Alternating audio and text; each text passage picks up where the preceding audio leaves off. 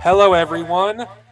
For whoever the one viewer or whatever, eventually you'll come.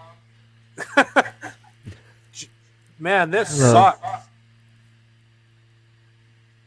I was hoping to use my main channel, but this backup channel will have to do for the time being. What, are you suspended?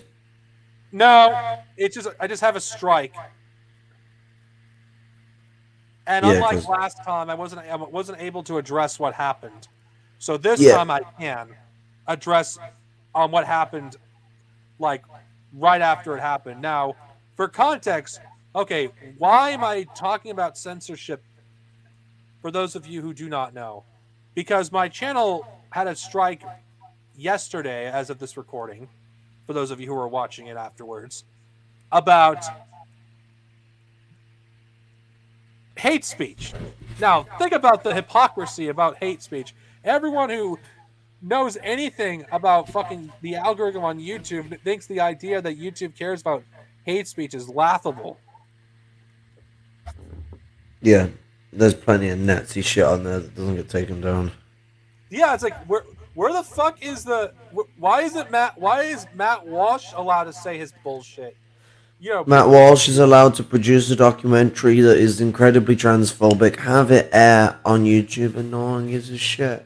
and not Um, to mention gleefully talk about how what a good thing it was that the Spanish and the Americans and the British killed hundreds of millions of people. Yeah, literal Nazi shit. That's allowed. Or Jordan Peterson videos of Jordan Peterson talking about if he were Hitler, he would have done this. Or like cultural Marxism, conspiracy theories. It's like the list is almost endless of right wing horse shit that's allowed to fly in this site. Yet I show fascists in Florida fucking saying anti Semitic things out in the open, out in public. That's considered hate speech, exposing hate speech. But doing actual hate speech isn't. And I'm pretty sure I don't know if you're familiar with Jessie Jenner's one of her documentaries was censored by YouTube.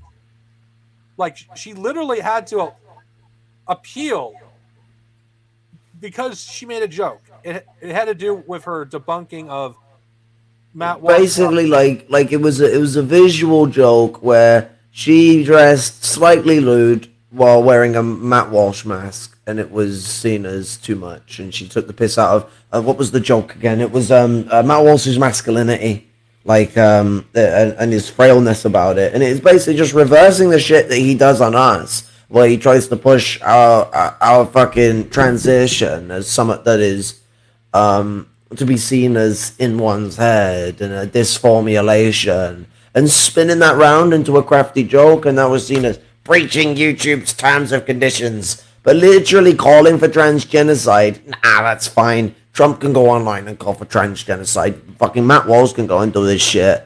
Like, YouTube's not the only one for this. There's a lot of places like this. Twitter has become a massive home for the right. You have fucking Nick Fuentes who made his own private streaming setup that's for right wingers and Nazis, so they have a safe space. Because, safe spaces are just for weak snowflakes like me. But it's also for the very, very strong, totally not afraid of anyone, Nazis. Fucking pussy holes. Yeah, they are pussies. And you know what? I'm not angry or shocked that this happened. I'm not. I was more pissed off the last time it happened because the last time I got censored was for nonsensical shit. I'd better be censored by talking about serious issues, even though I'd rather not get censored. But you know what I mean. Yeah. And it's ridiculous. And it's like it just shows the hypocrisy. This doesn't just apply on YouTube, by the way, for those who are watching. It applies for every social media site.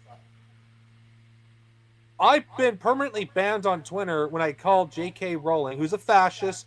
There's no fucking denying that she's a fascist. she denied. Oh, I forgot that woman's name. Who something Parker, who basically said, "I'm not a feminist," and her rallies were canceled, and I think it's New Posey Zealand. Parker. What? Posey Parker. Oh yeah, Tulsi Parker, and how she fucking had her supporters attacked an indigenous woman in I think it's Australia. No, Yeah, not Australia. which What? no, I'm pretty sure it was Australia because that was like because when she then went to New Zealand afterwards, New Zealand weren't having it. I'm sorry if I get these things confused. Yeah, And no, what's it? It might have been New Zealand that they attacked her. Either way, attacking a native person in New Zealand or Australia is a quick way to pissing off a lot of fucking communists. And in general, in New Zealand, a lot of people. Little history note, people. New Zealand. New Zealand has a very different relationship to the British Empire than Australia. Not in it being ruled, it is still fucking like one of the crown territories, so it still has that same fucking problem. I'm not saying so much in that realm, more so that anyone knows about the Kiwi War between the Kiwis and the fucking British might know that New Zealand has a lot more native rights than any fucking country in the British Empire. The fucking like language restoration policies, fucking cultural restoration policies, a sense of freedom that Australia or Canada doesn't so much have. New Zealand has had those elements. This comes from the fact that there is a large struggle in New Zealand that has constantly existed from the native population, from the Maoris. And the British know to be fucking careful to not fuck with the Maoris. We can see this in another place like Jamaica. Jamaica treatment is much worse there than it is in Australia or New Zealand. However, because the Jamaican people showed that they weren't going to take shit, burnt the fuck out of sugarcane fields that the British were profiting off, the British had to let up on marijuana, anti-marijuana laws and burning the weed plants, and had to fucking readjust themselves. Like these so like when Posey Parker went down to Australia and she's throwing insults towards a native person, Australia, you're gonna get shit from the left. However, Australia is a much more like whiteness is much more dominative, so you might not get too much shit there. You might be able to still do your rallies. You go to New Zealand, you ain't gonna get any support at all. You're gonna get exactly what she get. First fucking rally she tried to do, she gets fucking chucked on with fucking spaghettis. yeah, but the person that did that was they had to flee for their life essentially, which goes to show you just how fucked this situation is. This thing is like a person like her could say whatever she wants, hang out with literal Nazis, no consequence. But someone fucking pours something on her, oh, that they're threatened with deportation. Yeah, A minor fucking thing. yeah, because what's it? They'll try and take advantage of the really ridiculous Commonwealth laws that infringe on people who are like a member of the Commonwealth moving into a different country as a way to try and get them in trouble. Because if you get into a legal issue and you're not from New Zealand, let's say you're English, you moved over there, like you were born in England, you can very easily get fucking shipped off. But this person, it wasn't from any of those countries. This person was from like one of the countries they fled from. Oh, they're a fucking shit. That's even more. Yeah, no. If you're a fucking refugee, then you're even more fucked. You have even Yeah, less rights. this is what's fucked about this whole thing. So yeah, like that is something that will be weighed over your head. Because fucking, fascists like this know how to take advantage of people like that, especially someone from Britain. We look at like Nazis in Britain, which Posey Parker very much is involved with. We know this from what happened in Scotland with the fucking Mein Kampf shit. They are very, very conscious about the immigrant situation. They're very aware, very, very aware of it. And so, like, they know how to use that as a weapon. And they know they're using it as a weapon. The Joanne though, with that fucker, um, she doesn't deserve to have her name written like she's fucking J.R.R. Tolkien, the fucking bitch. Joanne, she has been involved with third positionists for quite a long time. She's had very close ties with the Blairites, which are, I hate to tell the people, they are third positionists. Everyone keeps trying to go, no, they're just neoliberals. And yes, they have a problem with neoliberalism, like a lot of social fascists do, the Democrats. But, like, no, it's not that simple. If it was that fucking simple, we'd be living in Rosie and Daisies. But no, the third way is very much this horrible hodgepodge of social democracy, fascism, and neoliberalism. It is the farcical formulation of social fascism in relation to the tragic nature of it 100 years ago. What we see with Joanne is that she's had close ties with the social fascists 20 years ago and still has those ties. But nowadays, she also has very good ties with the fucking militant wing of fascism. As Stalin said, these two forces are not antipodes, they are twins. They work together. But wait, according to Spanky, isn't J.K. Rowling a Marxist? Fucking Spanky doesn't know his fucking ass from his own mouth. I'm sorry, I had to make a joke because he called her a Marxist in one of his videos one time. Like, how can anyone call Jake?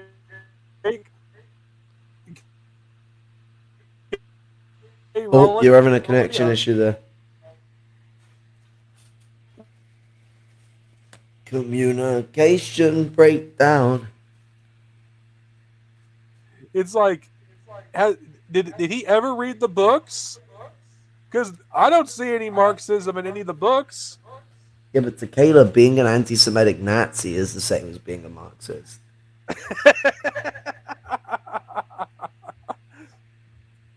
If you want to be part of the stream, noob, just let me know. Link is in the fucking chat. We will find you and drag you into the fucking stream. You have no choices anymore. See, I dragged him in. Or come over here. Get over here. I was trying to do a line for Mortal Kombat. Fucking bring back Mortal Kombat 2, the best Mortal Kombat. It's been rebooted.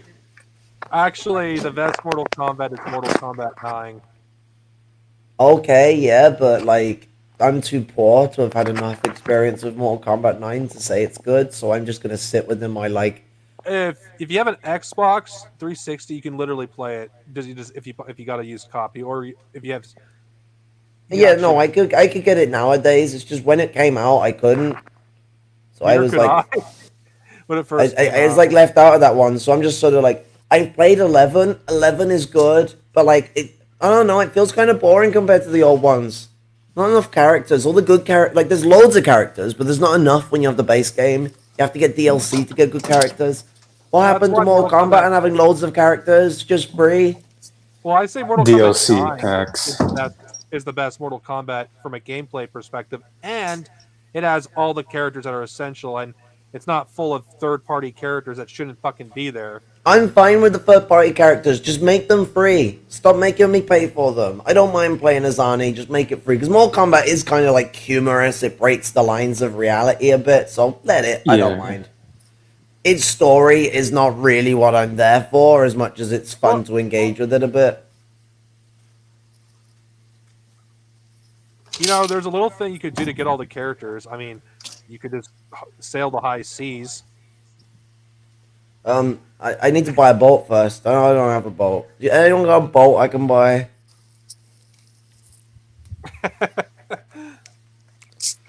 Make sure it's one of those wooden ones. They've existed longer, so they should be better. See, I'm thinking like I'm totally thinking like smart people do. but Funny still, Japet conservatives. but still, like how, but still, like I, it is undeniable that J.K. Rowling is a fascist because no one hangs out with that many people basically that are Nazi adjacent and not be a Nazi themselves. Um, in the chat though, I will disagree with this one point. I'd say that like with PS3 and Xbox 360, I mean they were still quite creative, but go back to PS1 era and then go to the Xbox 360 and PS3 era and tell me they're being creative. Seriously, the 90s and the early 2000s is the most creative period for video games, and that is an unarguable position. Like because the technology was moving so fast between 1992 and 2008 that like everything just kept getting better and better and better. But then when the Xbox 360 and PS3 came out, it was all about graphics, graphics, graphics. Well, Not as bad as it is now. That's why it seems so nostalgic. But now it's like even worse. if that be honest, in some ways things are better for gaming, and some things are worse. I mean, that's why I Indie don't. gaming is getting really good.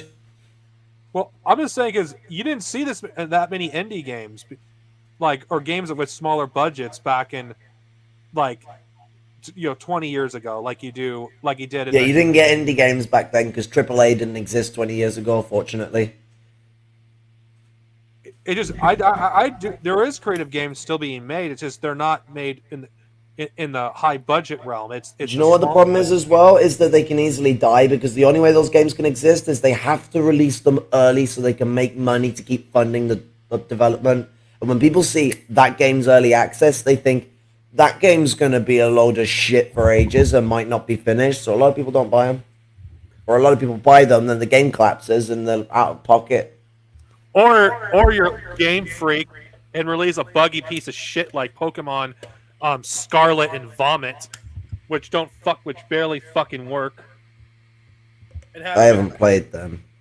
Okay, it's actually called Scarlet and Violet. I just call it Scarlet and Vomit because the games look ugly and oh god, they're so fucking buggy. Then again, it's Game Freak.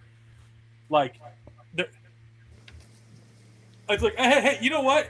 You know what, Zelda? Let's copy your homework, but let's do it badly. Let's take Breath of the Wild, open world gameplay, but let's make it buggy and let's not make it fun.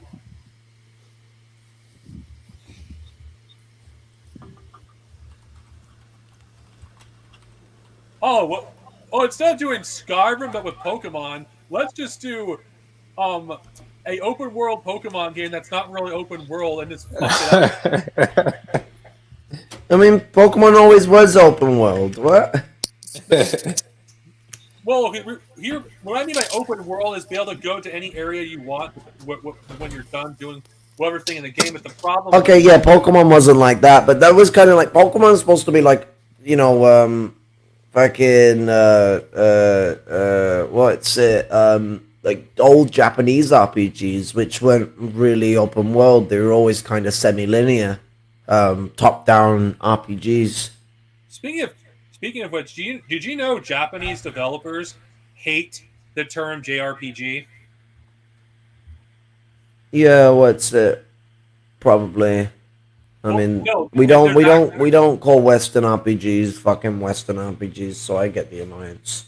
Well, they don't like it because they feel like it makes it seem like their games are inferior, or people are looking down on their games based on where they're coming from instead of looking at them on their own merit. Oh yeah, no, that is just a big situation because we don't call like a RPG from America an ARPG. Fortunately, well, Jim Stephanie Sterling did a video about it a few months ago, and people were like, got bent out of shape over it because she argued we need to drop the term because it's because it makes no sense to have it, and the Japanese developers don't like it being used, so we should not use it either. Which I think it makes sense. Just call it RPG, whatever game it is. Like, don't just. Unfortunately, like it needs a definition point because RPGs are different. Like a strategic RPG is not the same as an action RPG. Is not the same as a roleplay driven RPG, a story text based RPG. They're all different. the problem with JRPG is not just its colonial content, but also the fact that it's indefined. A hollowed out mess that has some RPG elements in Japan is called a JRPG, as well as the actual what we would traditionally see as JRPGs, which are top down RPGs, similar to that of Wasteland from America, um, or Ultima.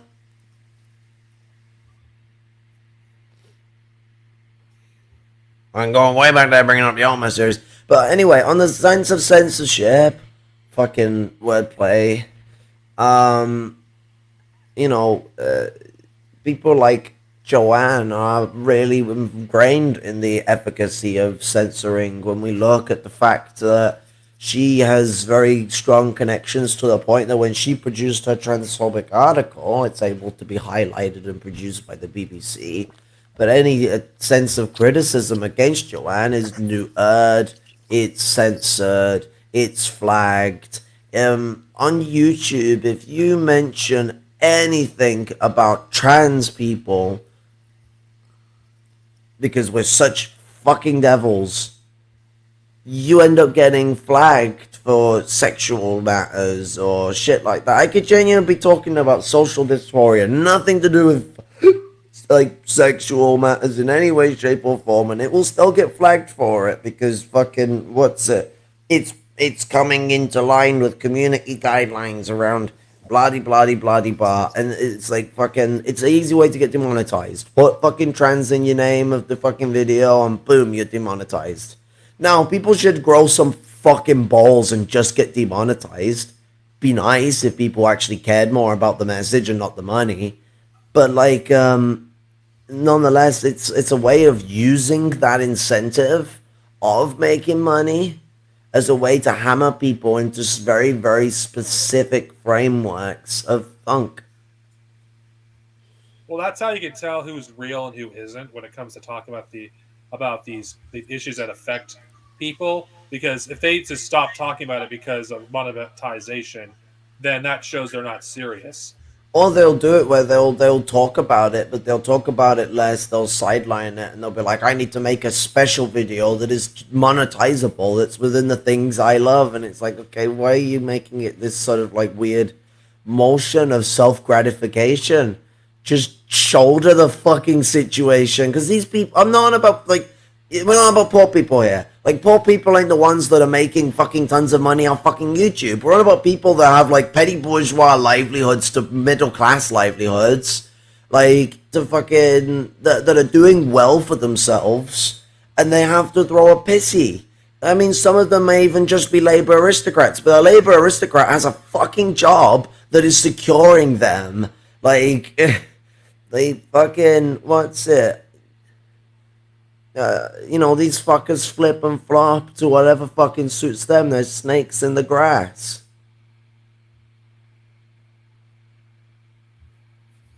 That is very true. I will never be monetizable, and I don't, and I wouldn't want to be, considering I'd have to compromise my integrity. I would have none if I got monetized, and I have no desire to censor myself because of fucking YouTube. Fuck being advertising friendly, so I could be the same bland, safe, and boring fucking YouTuber that most fucking people don't fucking watch or just get tired of.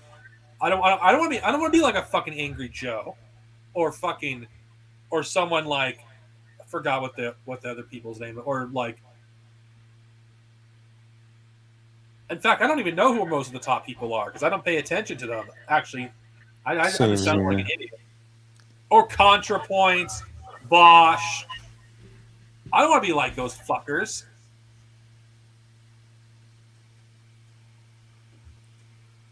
Like, the reason people go to people like us is we tell them what they want to hear. Because it's easier for people to relate to us because we're closer to them in terms of class. And people know this. They're not dumb. People who watch us. majority of people who watch these creators, they're basically doing well for themselves or well enough. Where the worst thing that can happen is they have a minor inconvenience. That's why most of the people that watch me, they're not middle class, and it's the fucking truth. How many people here is middle class who watch me? Be honest. Asking people for honesty of their class position. That's a wild question. A lot of people tend to be like, they try to imply modesty because they think that if they admit that they're in a better position, that it will diminish themselves because of privilege. Even though everyone has some formulation of privilege within their livelihood. Now, I don't think you're a bad person.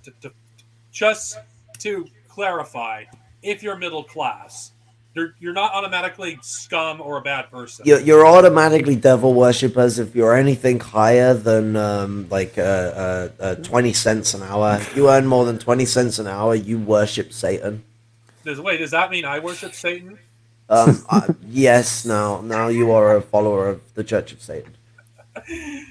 But that joke evil Nazi stuff. No, if you earn money, you're bad. Everyone should just give in to the. I don't know. This joke's going bad ways. We don't do satanic criticism or whatever the hell Spanky said. Well, the thing is. Oh God, the constructive Satanists. Well, to finish my point, it derails somewhere. As long as you're willing to help with the struggle and give money to those who are who need it, I have no issue with you if you're middle class. But if you're like Spanky, then you're my fucking enemy. That's basically my stance on it. Okay, so like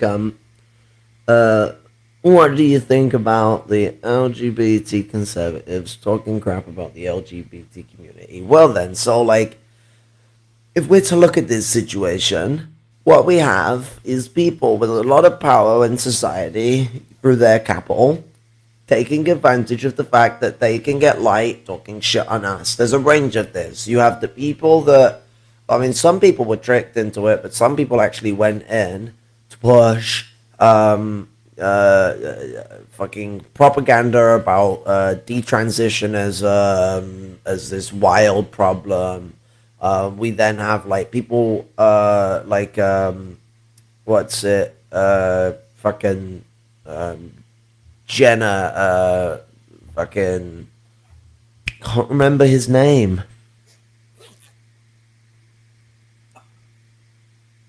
I don't remember his name. I think he was one of the people, or am I confusing with someone else? That might. Yeah, no, you have there's a geezer on the fucking thing that I can't remember the name of. It was on Matt Walsh's thing. You also have Caitlyn Jenner. She's going on Fox News and talking all sorts of crap. Blair White. Blair White. She's fucking being sided with all sorts of right wingers. What I think about this is expected. These people want to get the same effect that people in the male white gay community got, where white gay males are heavily accepted within the upper class as to be able to be members of political parties and stuff. It's like the gay Republicans that have existed, although that's starting to change now. The Republicans are turning more Nazi. The Nazis in 1933 moment. But the white homosexuality has been more widely accepted than lesbianism in general, and certainly than transgender people. And so, like, there's this whole framework that these people are basically trying to take a gimmickry. They're trying to take advantage of the fact that the people they are siding with don't see them the way that we actually all see them. You know, when I look at Caitlyn, I see Caitlyn. I ain't engaging in no dead naming, but you know exactly what fucking name comes to mind when Donald Trump looks at Caitlyn. Yeah, Caitlyn is a massive supporter of Trump's party. Even though Trump has called for genocide. Caitlyn went on to Fox to turn around and talk shit on the bathroom situation and turn around and state that we don't need to be able to go in our right bathroom. Literally a framework that pushes people into a sexual assault situation.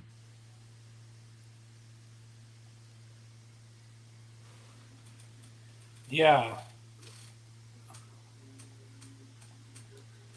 Well, it's not shocking. There's always been collaborators for in history.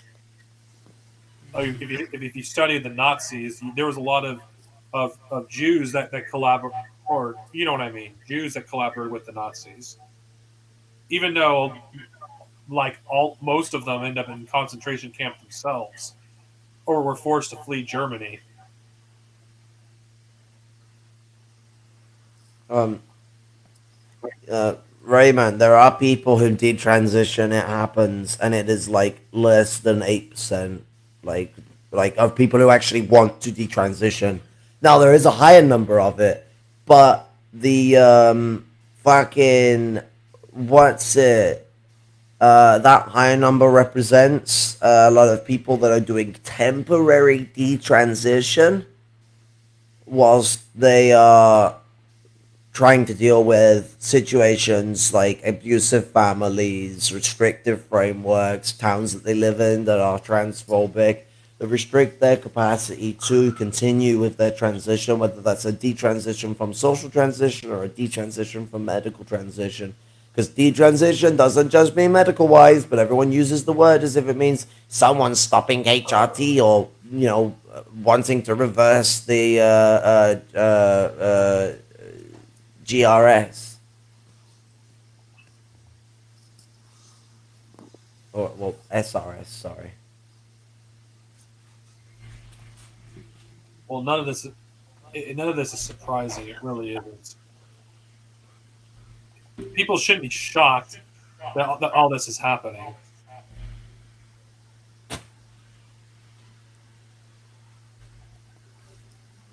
I just don't think like a, a lot of people want to realize is how dangerous things truly are right now. And things are dangerous. Yeah, terrifyingly so. Like if anyone knows the history of the Nazis, you should you should you know where this is going. This will not end well.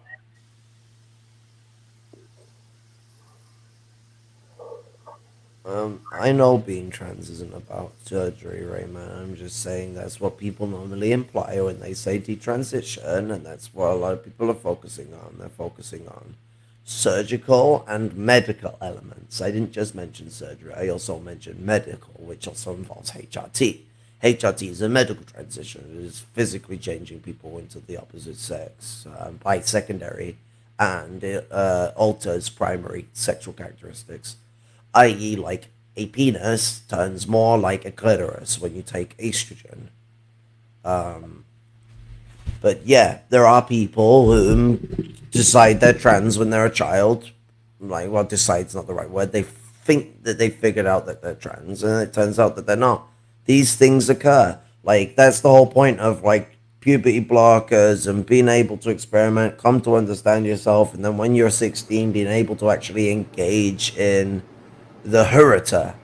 Um, that process is a process that allows people to very easily detransition or not when they reach their teenage years, and they're like, well, maybe I was wrong about myself. Because the amount of introspection it takes, it's actually one of the reasons why it's a lot easier to figure out you're trans if you're autistic. There isn't actually more autistic people in the trans community. It's around about 40%, which is where it is in the neurotypical community for autistic population. So pretty much mirrors. However, it's more likely that you're going to discover it if you're autistic because of the hyper asinine introspection that we do. But it's all about frameworks. If you grow up in an abusive framework, you are less likely to accept yourself when you do figure it out. Like, I figured this shit out when I was 5, but I went in and out of fucking figuring this shit because of the abusive and toxic masculine framework in which I grew up in. I got a question, Red Pagan. You want to be part of this stream, even if it's for a short time? The invitation's open.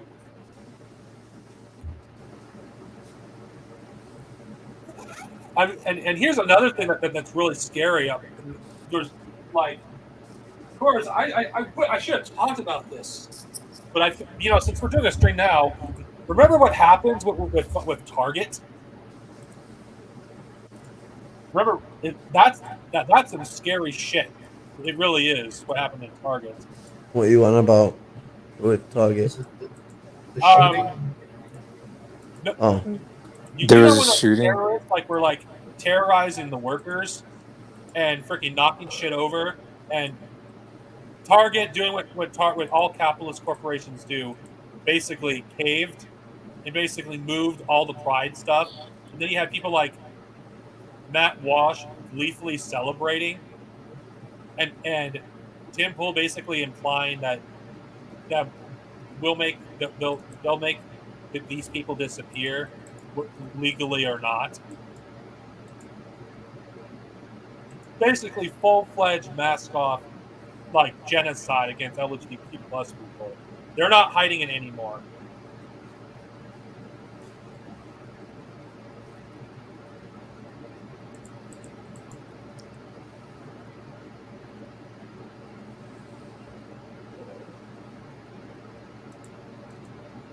oh God, fucking fascist scumbags. What's going on? Just nothing. Oh God! Wait, wait, what? Oh God! When did this happen? Are you on about the fucking stabbing in the UK a few weeks ago? Or? Jesus, fuck. Ah. Because there was a little trans lass that was stabbed. I can't remember. I think it was up in the north. I can't remember where.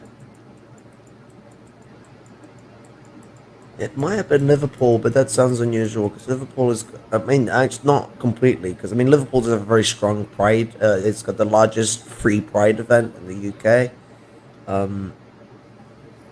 Very key point there. Free, not let's charge people £60 tickets to go to an event where we're all supposed to come together. Well, actually, it's more like £90. I'm digging at Birmingham there. You fucking wannabe London shit tip. But the what's it? Birmingham, the UK, happens to somehow be worse than Birmingham, Alabama. Fucking think of that one. But the what's it? Yeah, it might have been Liverpool. It's not completely unlikely. I mean, like fucking what's it? Places where there's high trans acceptance can also be places where there are a lot of people more willing to engage in active bigotry because they feel like they're under attack. And so the conservatives that exist there they'll act like cowering dogs in the corner waiting for the chance to fucking act up and strike. Yo. Yo. So, yeah, I just kind of chimed in because I saw this on Your mic sounds like absolute arse. It's impossible to hear you. Oh, shit. And Sometimes the settings in StreamYard. Yeah, have you to be want it off adjusted. automatic, and then you want to adjust the volume accordingly. Alright, give me a sec. Sounds a bit better. This is why we should use OBS.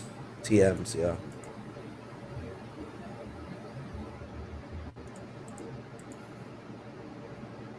I know Danky uses OBS. It's just really good shit. Open software stuff all the way.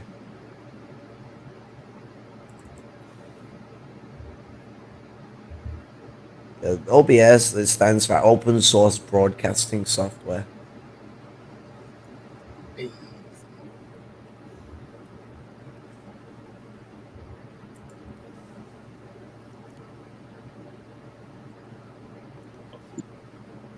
Alright, can you hear me now? Yes, a lot better. Yeah, Okay. a lot Alright, better. I just happened to be looking, was actually going on YouTube so I could kind of get myself all prepped up for uploading a breaking news video on the... I think your volume is too loud because it's just cutting out. Like, okay. Like it's Sounds like better bellowing there. loud, but like none of the words are audible. Oh, crap. Hang on. Is that better? Sounds better on my Okay. end. How about for everybody else? Is that good? Yeah, it Seems sounds better. better. Okay. All right. But yeah, no, I was trying to I'm trying to get all prepped up because basically Tennessee has, the Tennessee drag ban has been, at least for now, overturned by a federal judge. So while I was trying to get all set up for uploading a video on that, I happened to come across, the news that Dark Snovia was being censored by YouTube again. So, Well, I'm sorry, man. it's okay. Honestly, I expected getting censored. It's just the double standards pisses me off. So I what was the quote reason? Oh, Hate for those, speech. yeah, okay. Hate speech context. I was showcasing fascists in Florida saying anti-Semitic shit in public.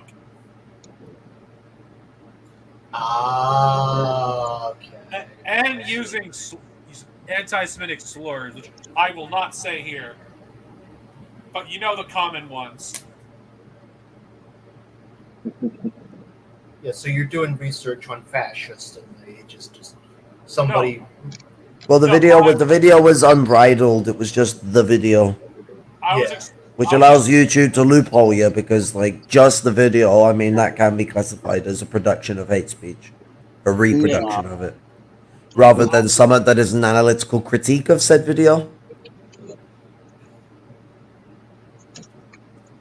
well, we can't expose fascists in Florida. Apparently, there's I no mean, to be mention. honest, there is a problem with exposing someone with unbridled critique because if you're just showing them saying what they want to say, I mean, what does that have to say?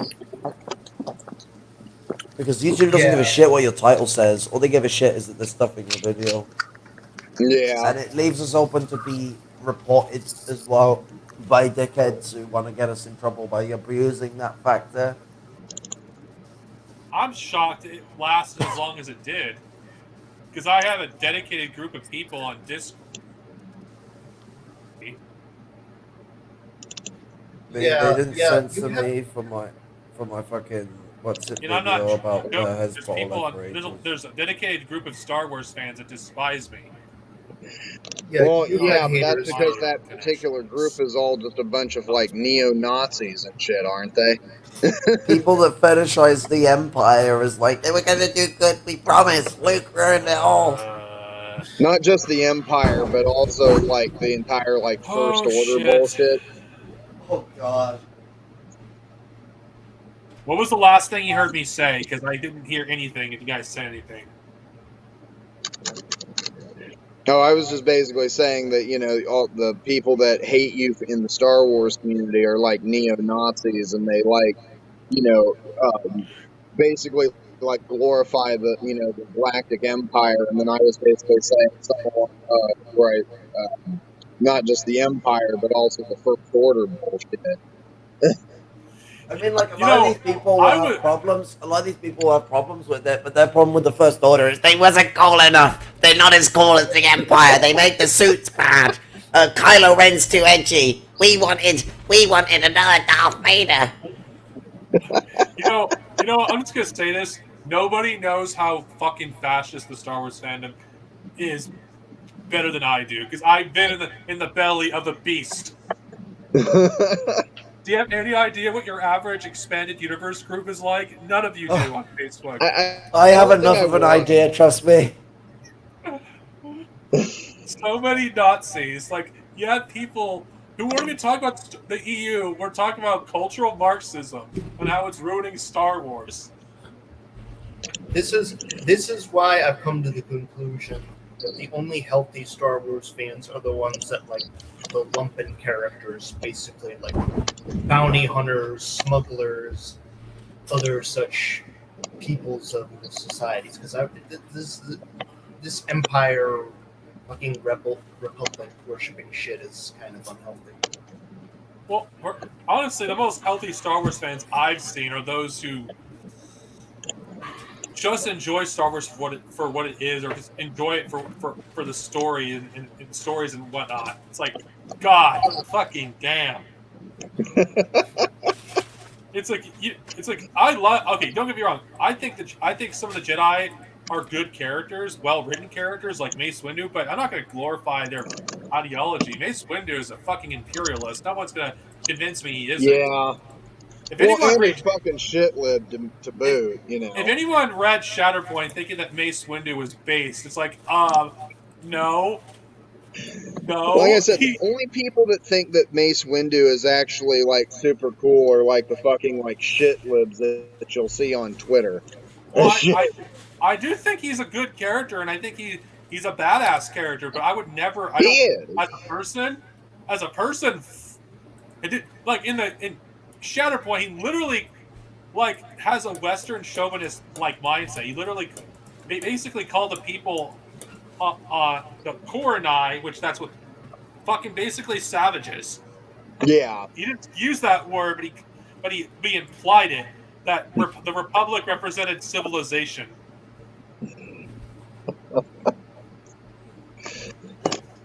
Which is at least them respecting the source material of fucking Lucas there, you know? Like, the Republic did represent that British Empire mindset. Well, Star Wars from 99 to 2005 questioned the very concept of Star Wars itself. What is the Force? What is the Jedi? What is the Sith? What is the Republic? Yeah. And then Yeah, I mean, like, even the games are doing that. I mean, like, that's where a lot of the games are going with KOTOR, and even the Jedi Knight games. They were starting to really question the foundations of, like, what does it mean to be a Jedi? How does that flex out? Does anybody here watch Yahtzee Zero Punctuation? No. I used to watch a bit of Zero Punctuation, but not anymore. They nose my head off a bit more now. Yeah, they did a video on the new, like, you know, Star Wars Jedi game that just came out like I don't know, it's like a month or so. Yeah, the one that's supposed to be like the Jedi Knight games, but is more like Force Unleashed. Yeah, You mean Jedi absolutely Survivor? ripped it apart because he basically was like, yeah, this game kind of sucks, and you know. So yeah, it was. I loved it. It was great.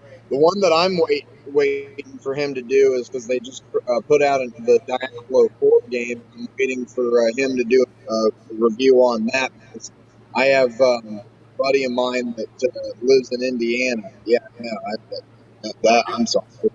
But he's a huge Diablo fan. I even asked him, I'm like, are you going to play the game? He's like, I'm not sure I want to put myself through that. I literally had that moment with Jedi Fallen Order. I looked at Jedi Fallen Order as like, I want to play it because it's like supposed to be a Jedi Knight game, but then I've watched gameplay. I've seen enough to know that I don't want to put through this. I can watch the cutscenes. That's good enough for me. I don't want to be put through this. I don't want another. I'm expecting a realistic lightsaber game to then get the Force Unleashed again. No, go away. When I played it, it was nothing like the Force Unleashed. No, I'm not saying it is. I'm saying like that element of not being realistic. Like the Force Unleashed, your lightsaber is a baton. That's what I'm referencing to. And that game feels the same. I'm not playing another Jedi Knight game where your lightsaber is a baton. I want the old games on the PC where you can fucking put the console up, saber, realistic, one, boom, and you can chop everyone up in one go. No fucking around. It's like proper realism. Well, one thing you're going to find interesting about Jedi Survivor is one of the Jedi basically blamed the main character of Jedi Survivor for at least the Jedi Order of that era for the fall of the Empire, not the Empire, the Empire. So Yeah. What? So I guess that's Chris Avalon's basically saying the Republic was an empire. It's like, okay, yeah, that's base because they were. You know, that is a good discussion I'd like to have someday on my Star Wars Jedi Cantina podcast series about what the argument for the Galactic Empire was not the first empire to ever exist in history. There's many empires that existed before it. Yeah, I mean, even the prequels themselves reference this. I think like Palpatine was more so abusing the fact that that's how people will perceive it. Like the hips cluster, like by the way, they exist in the EU. If you want to know what they are, essentially they're a civilization ruled by women. Just think of Amazons in space. That's essentially what they are. Except less Israelis. Okay, that was before. Come on, that was a good joke. But anyway, they were an empire, and there was the Sith Empire that existed before them. So I don't know. It would be an interesting thing to discuss, especially from a Marxist perspective, because Star Wars and Marxism nobody has really discussed it very much in an interesting way. I mean, the droid is an interesting topic. Attack of the Menace, I'm looking to move to vaping, so don't worry about me smoking. Like I have a weed vape, literally on the next page. It's the tab that's open on my other screen is an X-Max V3 Pro for weed vaping. So I will be moving to smoking. They're like, Storm is actually hot, except when she smokes. You know, when I was in high school, I had someone turn around and say that I look really hot when I smoke, though, because of the way my jaw tenses up. Duopolis. I go by she, her. I'm growing the tits for it. Yeah. Well, back to Jedi Fallen Order and survive. I don't care. Well, wait one second. What was that, Nicole? I was saying, how are they feeling today? Are they hurting like shit? Yeah, they are hurting. I mean, this bra's a bit too fucking tight as well because they've got him big, and I'm a little broader than I was before because I've been eating too much macas. I literally just actually bought like a couple of just regular like tank tops that were on sale at like Forever 21, and I don't usually shop there because I don't care for that bougie ass store, but I ended up getting a couple of tops for 12, like 4 for $12, and I ended up getting that because like loose fitting bras that helps me, but it's just like I prefer something that's a little bit loose but still is able to contain everything because I've been having a lot of like soreness myself recently, and I'm just like, nah. It's when you have shit really pushing on the nipple, and I'm still in the budding phase, and so like I'm going through another round of it where it's like basically a stiff breeze can set me off, and I'm just like, ow. That's how my body is anyway, because of fibro, so it's even worse in those regards. Fibro makes everything worse, so my nerves report 5 times more than they should. Oh shit. Oh yeah, physical touch hurts. Yeah. And then you have like for like trans people who are not fibro, touch hurts the titties. So like during growth spurts and during especially during like PMS, if you have to deal with PMS like I do, it gets even more tender. Fibro just takes that and fucks it into oblivion. Yeah. Oh god. But well, it's it. Yeah, because of how tight these are, like I don't mind wearing them to sit on cam with people, but like I can't wear them to go out functionally anymore. They're just too uncomfortable. I need to get bigger ones. But I'm sick of buying them online. Buying bras online is just a suicide mission. Welcome to uncomfortability. Yeah, that's right there leads to sexism in the fashion industry. Bro, I get my fucking bra size right for the fucking thing, because with sports bras, they don't do them in like 36B, it's all like small, medium, large, and I get within the right framework of what the grid's telling me, and on the reviews it's saying that it's in line with like that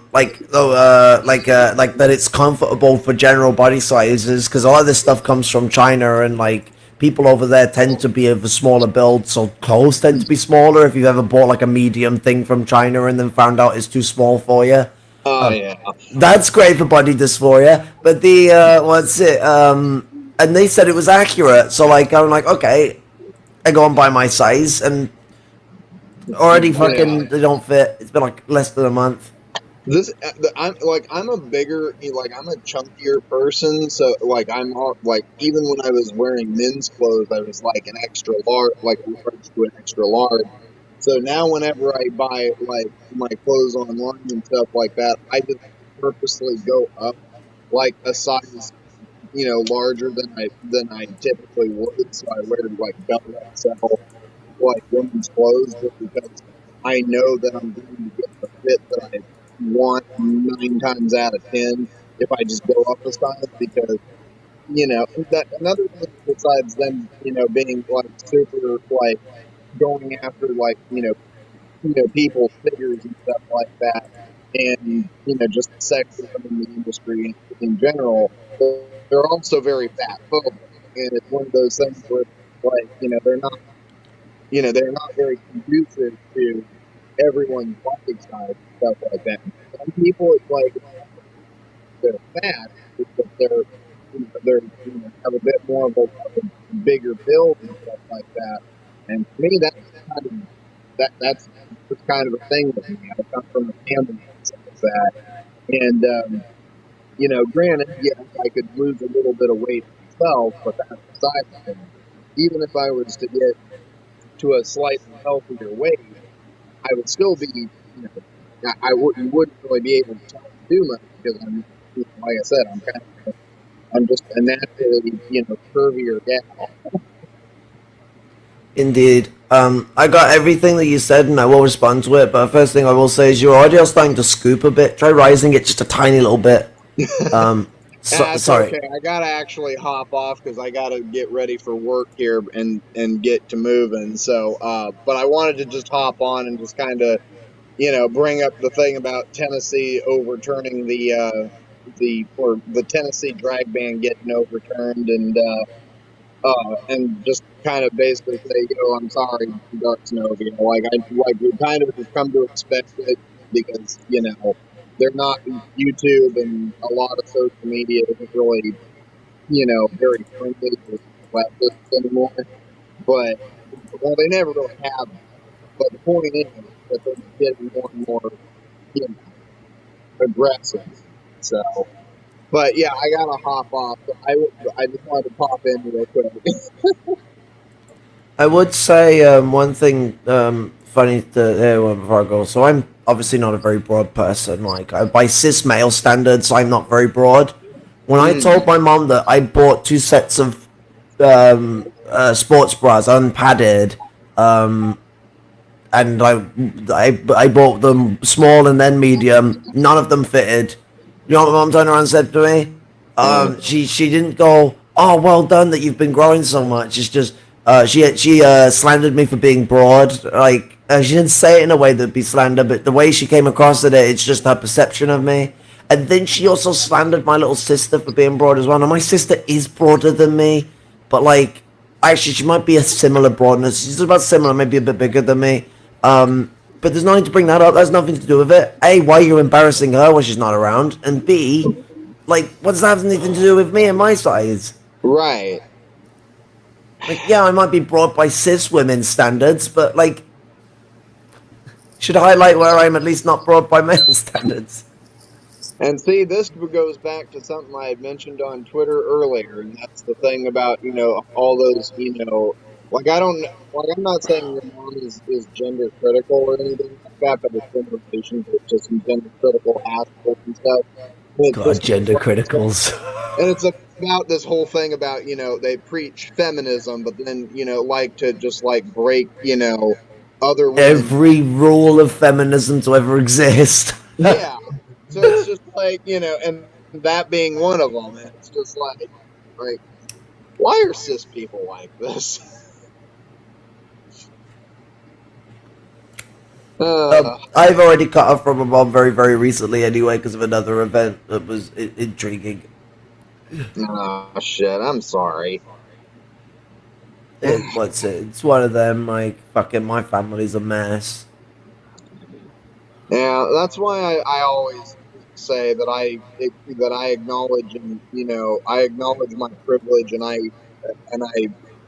have to constantly remind myself of my privilege as as a trans woman, because not only am I a white trans woman, but I'm also having to but I also come from a family that really accepting of me, and I came from a part of the U.S. that is at least more accepting than others. So and it's one of those things where it's like I really feel for trans women that are in the other parts of the country or other parts of the world that don't have that same opportunity or same privilege as I do, because it really sucks. Because we all deserve that same level of comfort.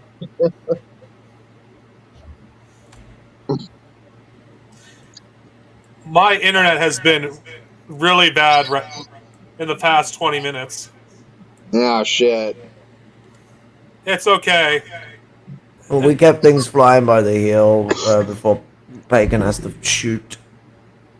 Well, it's not your guys' fault. It's just StreamYard sucks instead of my internet connection. Yeah. It's probably on my end more than anything else. Probably. Well, I'm gonna pop off of here, but I just kind of wanted to interject real quick. That's good. It's I always like platforming the little guy. That's what I like to do. Or woman. Sorry, I have it. I mean, I mean, trans women are the little guy in metaphorically speaking. Yes. So, all right, red salute, everybody. I'll see you later. Red salute, Red Pagan. Yeah.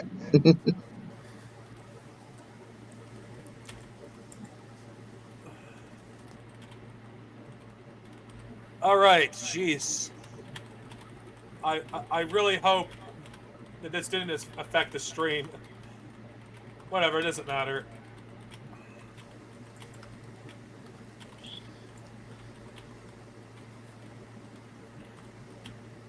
All right, so it's okay that I use guy when I refer to the little guy.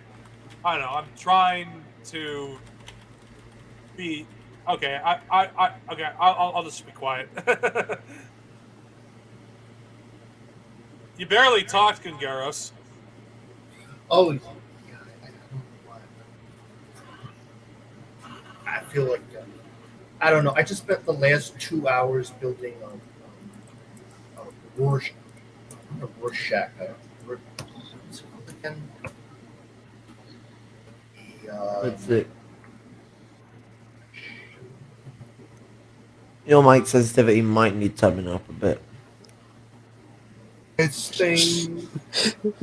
We heard you a bit. Yeah, We had like StreamYard half of is. what you were saying, but like some of it was a bit mumbly. Yeah, I just spent the last 2 hours building a Corsi Rosenthal box, so I'm just a little tired at the moment. I see. But it was good because, I built it myself. It just took a lot of duct tape and fans and air filters. But you can build it yourself. I actually post a video of it.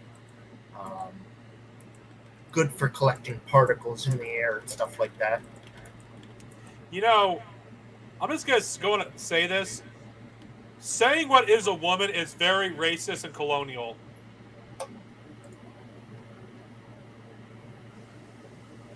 I'm sorry. I'm just going to say it how it is, because who is who are men to decide what is and what is a woman? And I'm speaking as a cis man here.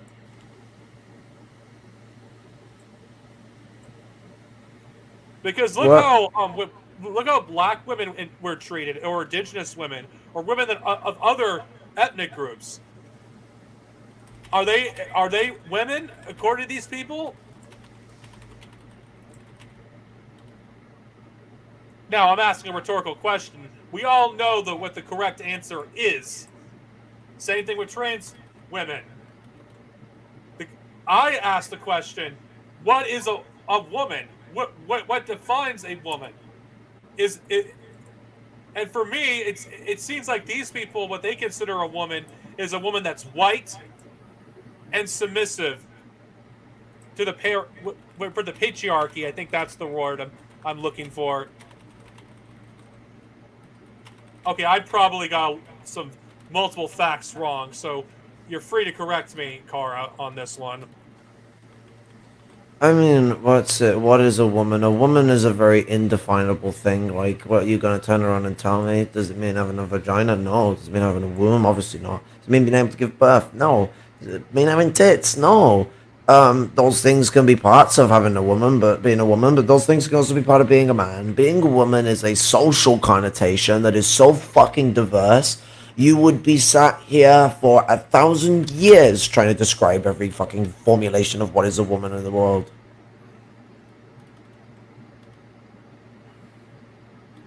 Agreed. Now, for all the cis men here, I got a question, and trans men, if there's any in the audience.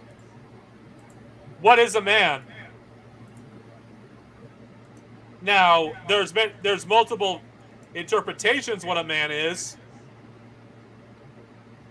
But from my point of view, what constitutes as a man, and this is just me, I'm speaking for myself and only, I don't speak for every man here, is a man that is loyal to his friends, that is willing to protect those weaker than themselves, and what makes a weak man is a bully. Now I know I'm not describing this very well, but with so many people here, I'm just giving what my own interpretation what a man is. Not this toxic masculinity bullshit that we're seeing from the right. Cowardice is not a masculine trait, and I will die on this hill. But then again, what is a coward? That's another question. Now I'll let someone else here answer that, so it's not just me talking. After all, there is 4 people here.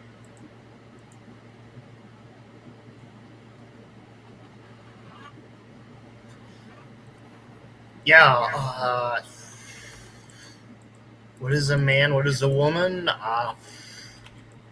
Depends on time period, depends on the connotation, depends on the society.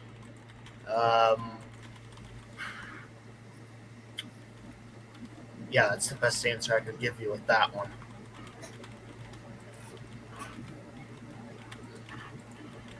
Well, I think this could apply for every time period, like I said. Defending the weak and punching up and not punching down is what constitutes as a man. Being a toxic masculinity is not masculine in my eyes.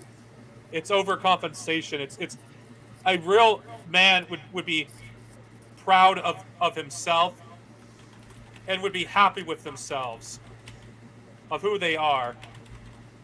Not trying to overcompensate and punch down at people that are weaker than them. But Darcenovia, that's not a real man. It's like, then what the fuck is a real man? Answer me. Because you can't answer what a man is any more than a woman. So fuck you. Okay, so like, what's it? It's like the whole like, what is a woman thing? What they're centering it around this whole like, human female, whatever the fuck, biological human female. Which is kind of interesting because like, Okay, so I've been on HRT for 4 months. Biologically speaking, I am a human female. I am changing that way. I am in transition between being biologically male and being biologically female. So, like, my testosterone is barely detectable on a blood test right now. My luteinizing hormone is incredibly low.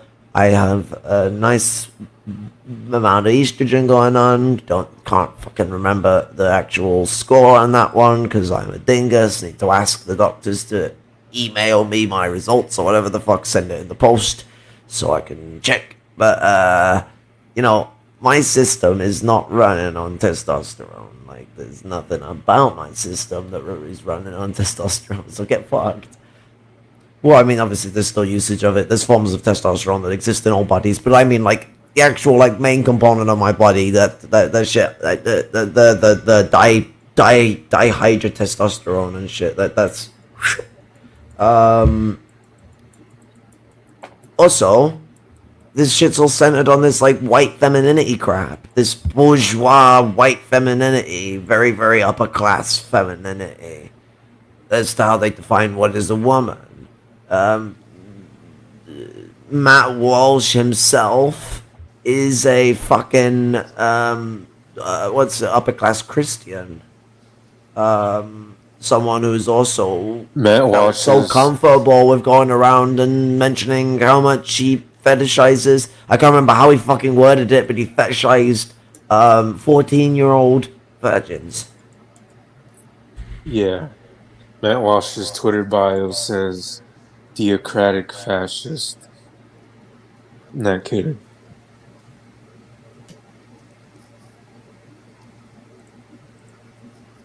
Well, the people like him know who they are. They're not fucking hiding it. Yeah. No, you still have idiots that deny that they're fascists, even though they themselves would reject that notion.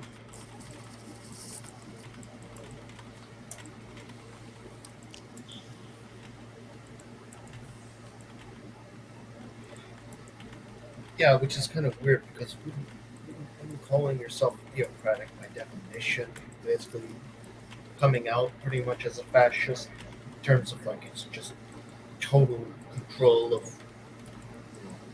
society through that kind of reactionary mindset.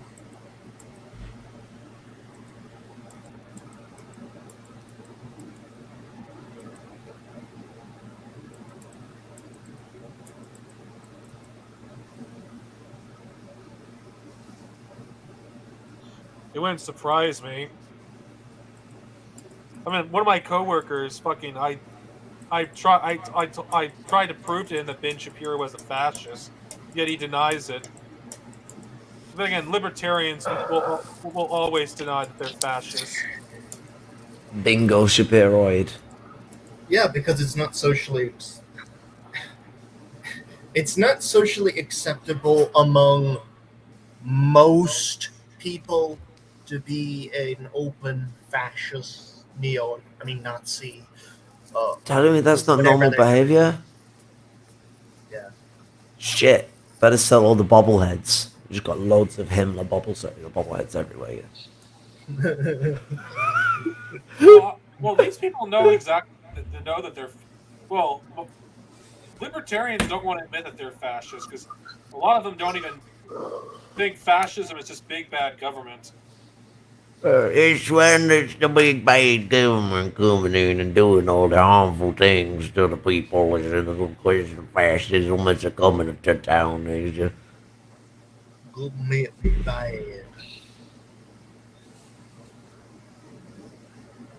Yeah, do these idiots realize that privatizing the state does not mean you have less of the state? You just privatize the functions, not gotten rid of the state itself. We gotta privatize the IRS, guys. It's gonna fix everything. Even though it's already technically half privatized, if you look at the way the Treasury works, the IRS is intrinsically tied to the Treasury, but fuck it.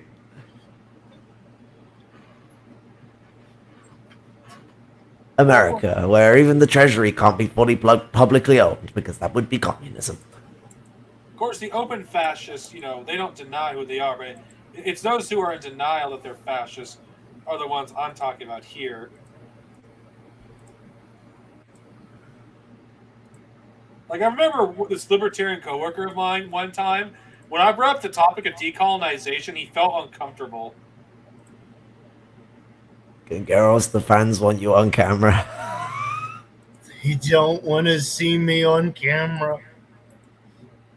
Gang Girls is hotter than me. You'll end up permanently attracted to a point where you metal detect where they live. Like, it's genuine. It's why we have to keep him off camera. He's too much of a fuck buddy. Well, my hair is fucking long. Anyone with something to grab onto is someone better to fuck than someone who has nothing to grab onto. Well, you know what? Fuck it. It's only. I mean, look at my hair. It's long. Probably the longest it's ever been. Keep growing it longer. Long hair is awesome. Yes. I have no bias as a woman at all. Yeah. Well, to me, it's a fuck you to my fucking job.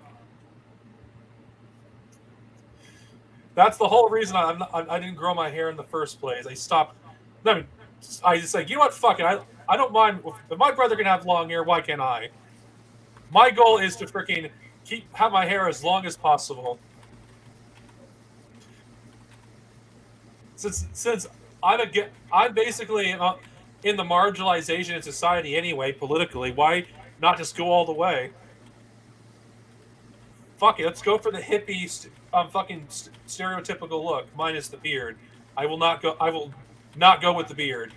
I draw the line on the beard.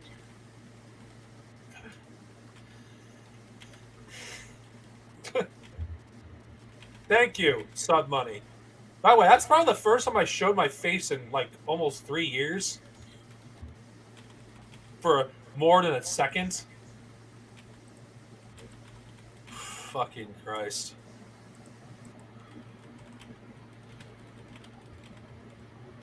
Thank you.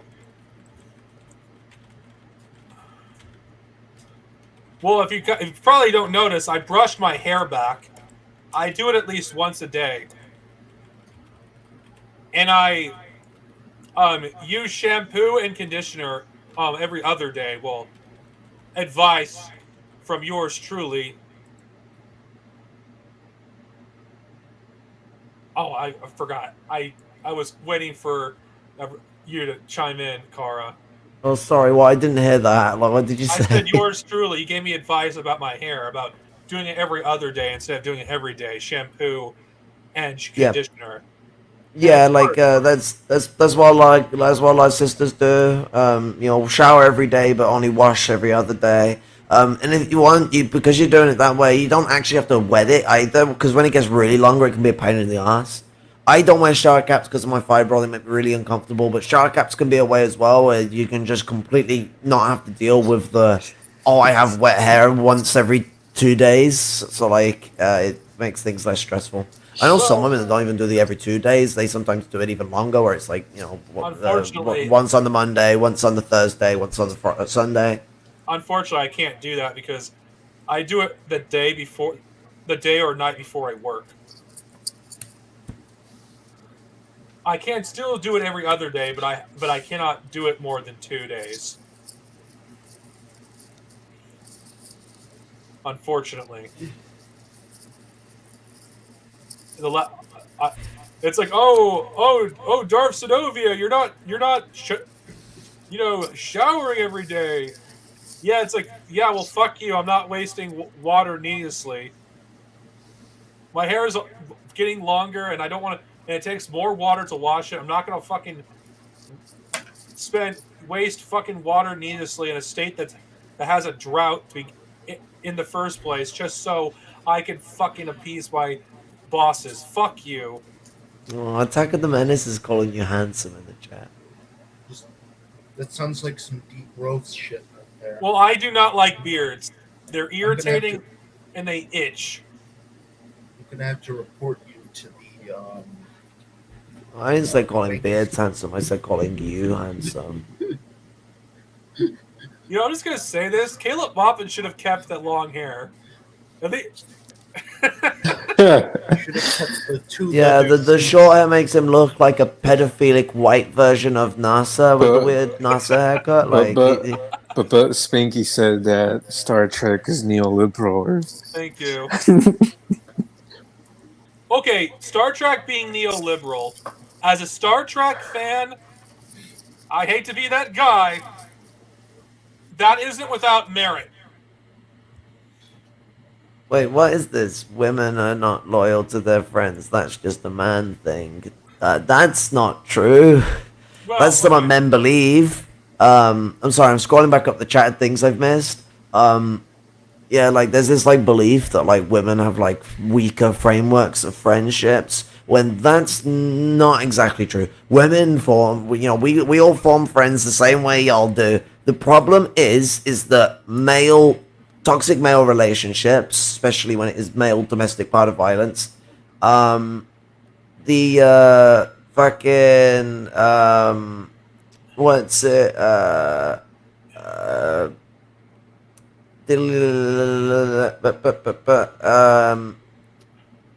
they will crush friendships and relationships that challenge their power and their dominance over the woman in the relationship, and that's what creates fragility within women's relationships. And this toxic male problem actually exists very young with the way fathers tend to behave towards their daughters. Okay, I gotta clarify something so people don't get confused. I was speaking from the perspective of a man. Anything, that I said, I'm speaking from my perspective when I view what a real man is from a cis man's perspective. No such thing as real men. You're all fake. You're all just women in disguise. You know what? Fuck it. I'll just roll with it. But I'm just saying, giving my own definition of what masculinity is, because to me, I don't think this toxic masculinity shit is what a real man is. Like women could be just as faithful, if not more faithful, to their friends than men, and loyal. That's just false for anyone that actually believes that nonsense.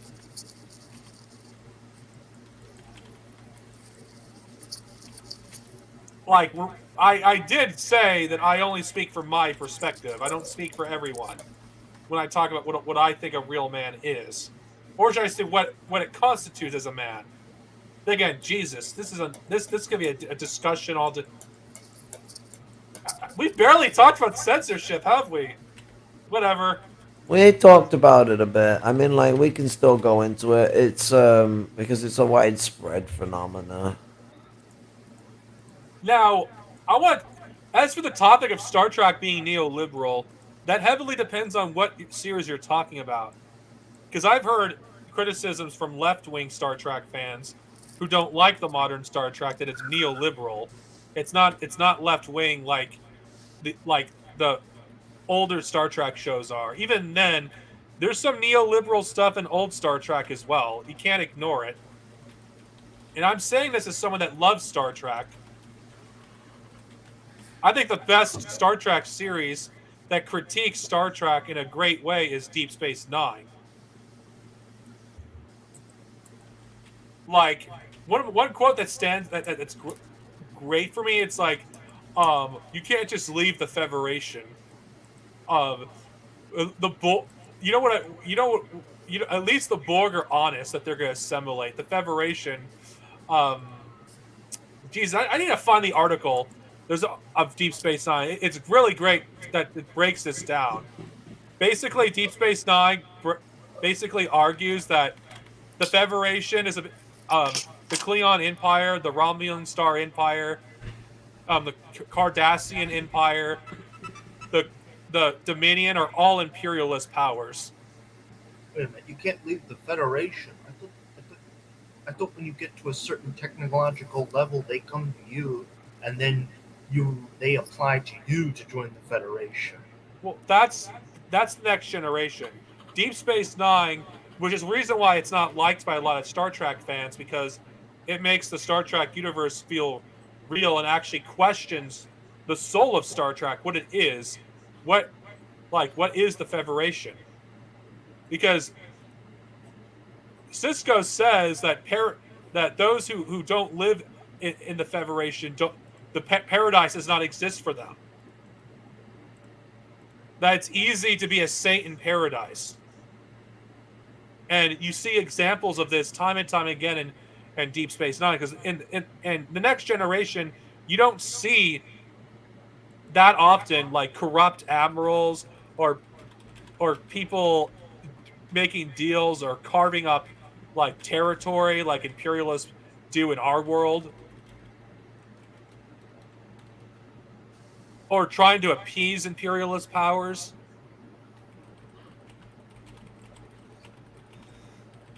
I mean, it's really good stuff. I think Deep Space Nine is probably an underrated sci-fi classic. I could go on for hours on why that show is amazing.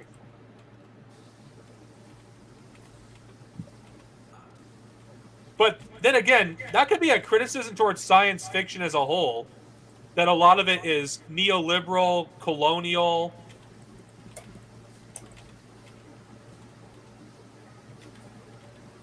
Wow. And of course, I didn't. This is not a new revelation, by the way. It's just something that's worth pointing out if you're a Marxist or anarchist, whatever, a communist as a whole, or socialist. That even if whether you like science fiction or not, the colonialist nature about it cannot be ignored. Even beloved things like Star Trek, you can't ignore some of the colonial vibes in it.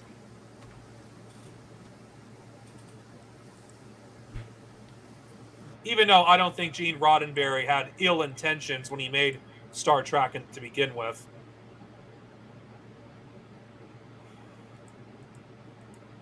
After all, Star Trek is made in a capitalist world. If we existed under socialism, Star Trek as we know it would not exist.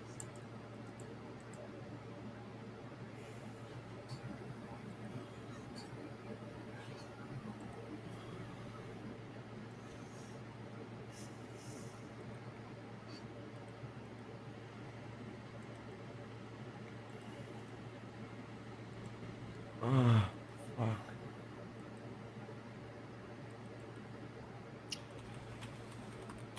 The reason why I don't look fat attacking the metas from the angle you saw me, it's because of my height.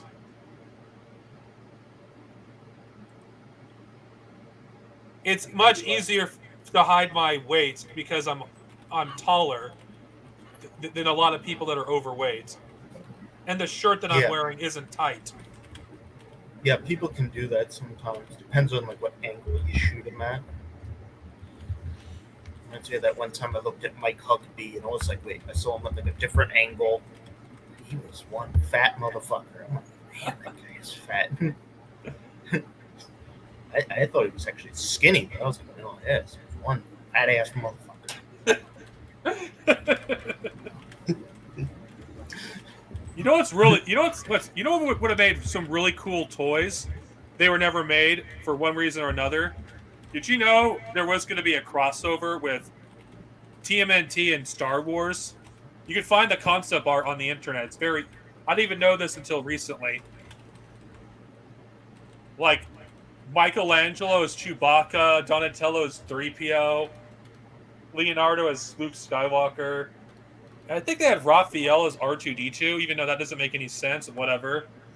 April as Leia, but there's no Han. I guess they never got that far. I mean, it looked really sick. I would have loved those as a kid if they ever made them. Base. And Shredder is Darth Vader.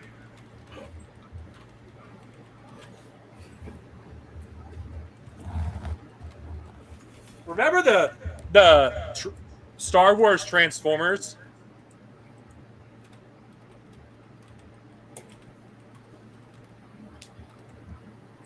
Star Wars Transformers. When was this? 80s? No, this was done in the early 2000s.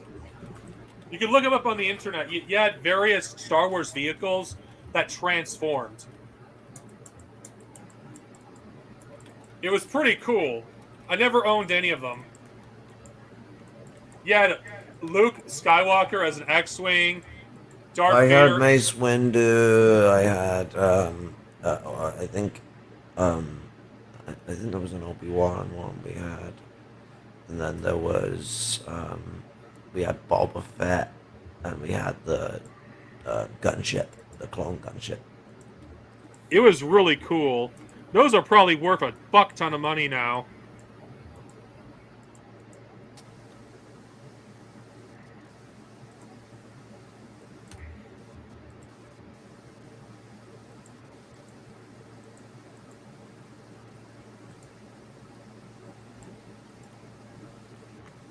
God, we're talking about nostalgia. What a sad. How sad are we? To be fair, I'm barely even hearing what people are talking about because I'm just dealing with a lot of the situation.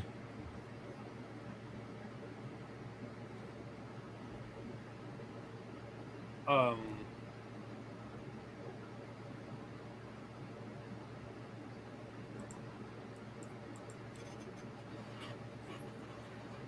Yeah, I think the point You're, to get around. they're trying to woo you in the chat, like fucking. You're gonna start an OnlyFans.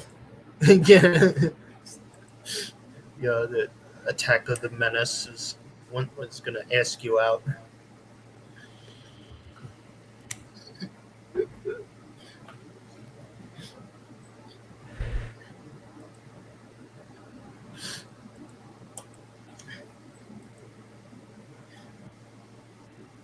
Yeah, I'm going for my second puberty, so I have to be an ass about these situations.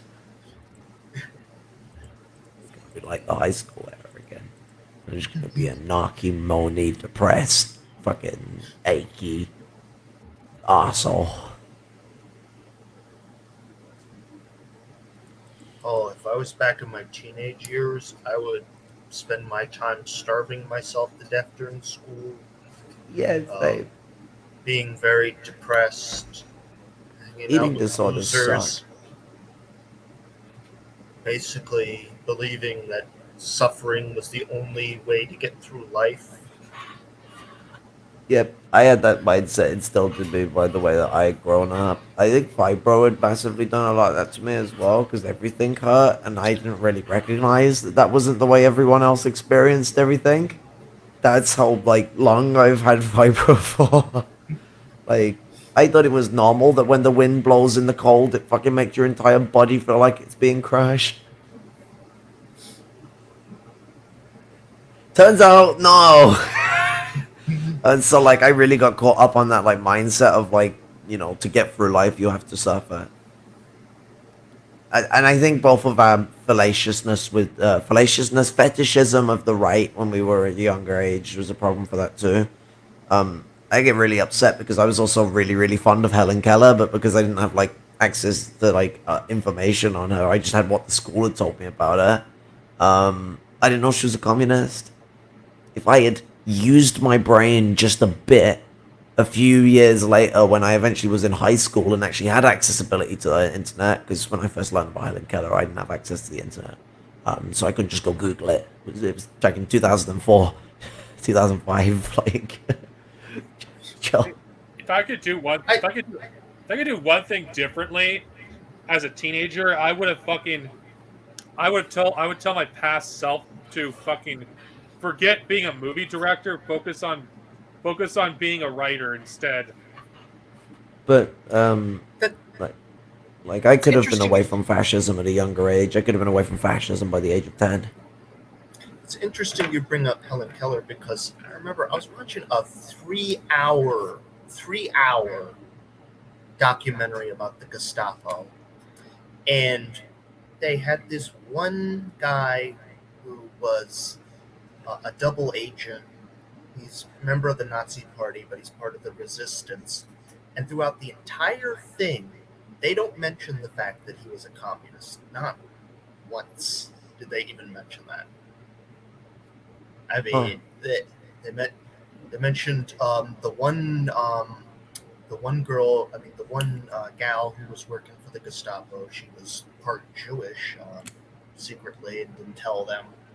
But they didn't mention that this double agent guy who was there throughout the entire thing was a double agent communist agent. It's interesting how that always seems to happen. Yeah. Well, they never want to mention that ever.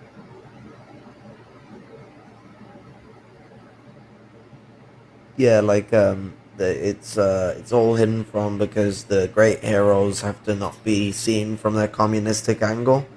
It's interesting though because you know what, like because of the interaction I was having, family structures reflect societal structures. Most families they tend to be liberal. Mine wasn't. Mine wasn't just fascistic; it was very militantly so. And so, like, my struggle there and how I learned about Helen Keller's complete just resistance to, anyone stopping her from standing up for disability rights was where I got the idea of having to be very aggressively, like, I need to stand up for what is my rights and, like, not to give up. Unfortunately, because I was fighting that fight for so long in a trapped framework, because the family framework is so rigid, it's instilled a lot of mental and psychological health problems on me that I am still having to sift through. Um, it's but that representation, that relationship shows that even when I was fucking convinced of the most stupid right wing ideas, I had organic fucking proletarian understanding of struggle going on that had me attracted to. I was still attracted to like deluding myself that Nazism had some element of socialism to it. Like not being one of the people that were very aware they're lying, just like trying to actually like apply it as if like whilst believing the dodgy shit they believing it was actually a workers' society. Yeah. I had such stupid beliefs. Because I had such stupid information, because my information was the fucking Hitler channel, and then when we lost Sky, it was yesterday, because review moments. But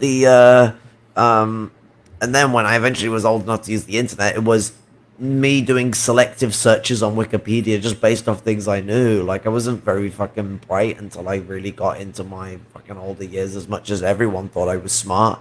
Everyone thought I was really fucking smart, but I don't think I was. I think I knew things, but I wasn't a fucking smart person.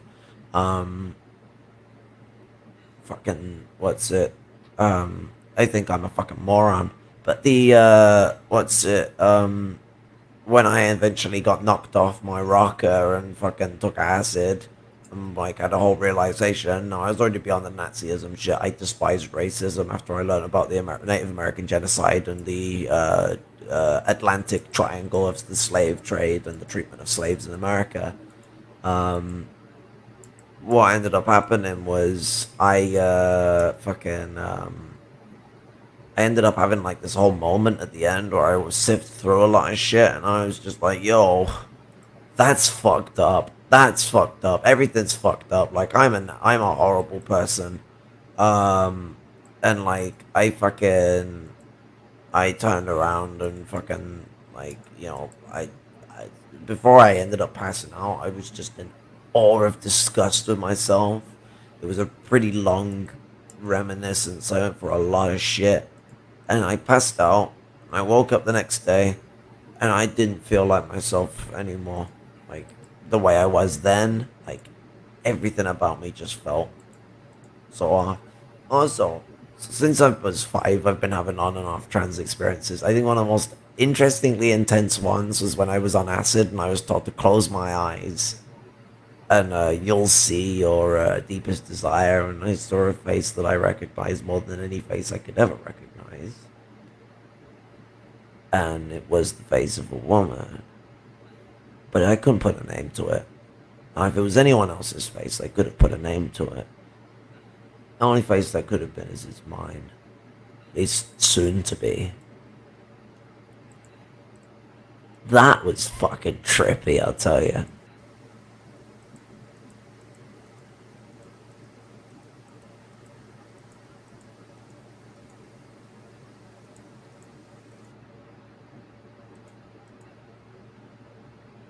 Take acid, kids. Oh yeah, take acid, kids. You'll experience a whole. This is new a world. PSA from the State Department of the. Guys, This is but a careful. This is a PSA from the Secretary of Home Security. Careful, guys. Caleb Mothman will think we're encouraging people to be gangsters. Okay. And illicit drug use. I mean, what do middle class white people in America mean when they say gangsters? They mean black people in a congregated group. Wait, what the fuck? I mean, no, that's what it ends up being applied. Like, you'll see, like, white Karens see a group of black people together and they look a bit chavvy, as we'd say over here. Yeah, oh, gangsters. That's what it seems like it's like over in America. Like, a posse is seen as a bunch of gangsters. It's just, even if people are gangsters, like, what do you expect people to do when they're pushed out of society all the time? Just die. Well, that would be optimal for them, though, wouldn't it? They would. The white middle class would like that. Yeah, it kind of reminds me of how they talk about. I mean, the word cartel, like the Mexican cartels. Apparently, that was actually part of a propaganda branding campaign by Reagan in the 80s. The more appropriate word to use for the Mexican, quote, cartels, end quote, is basically the corporation. They're just various corporations or corporate entities fighting each other for fucking domination of a market. I mean, a cartel would imply like one single, entity working together under one banner. So that's interesting to know. The more you know. Knowing Another thing from the 80s. Knowing is only half the battle. I know that's cringe. For those of you who don't know, that's a thing. That's a PSA that they used to say in those stupid, like, Transformers and G.I. Joe things in the 80s.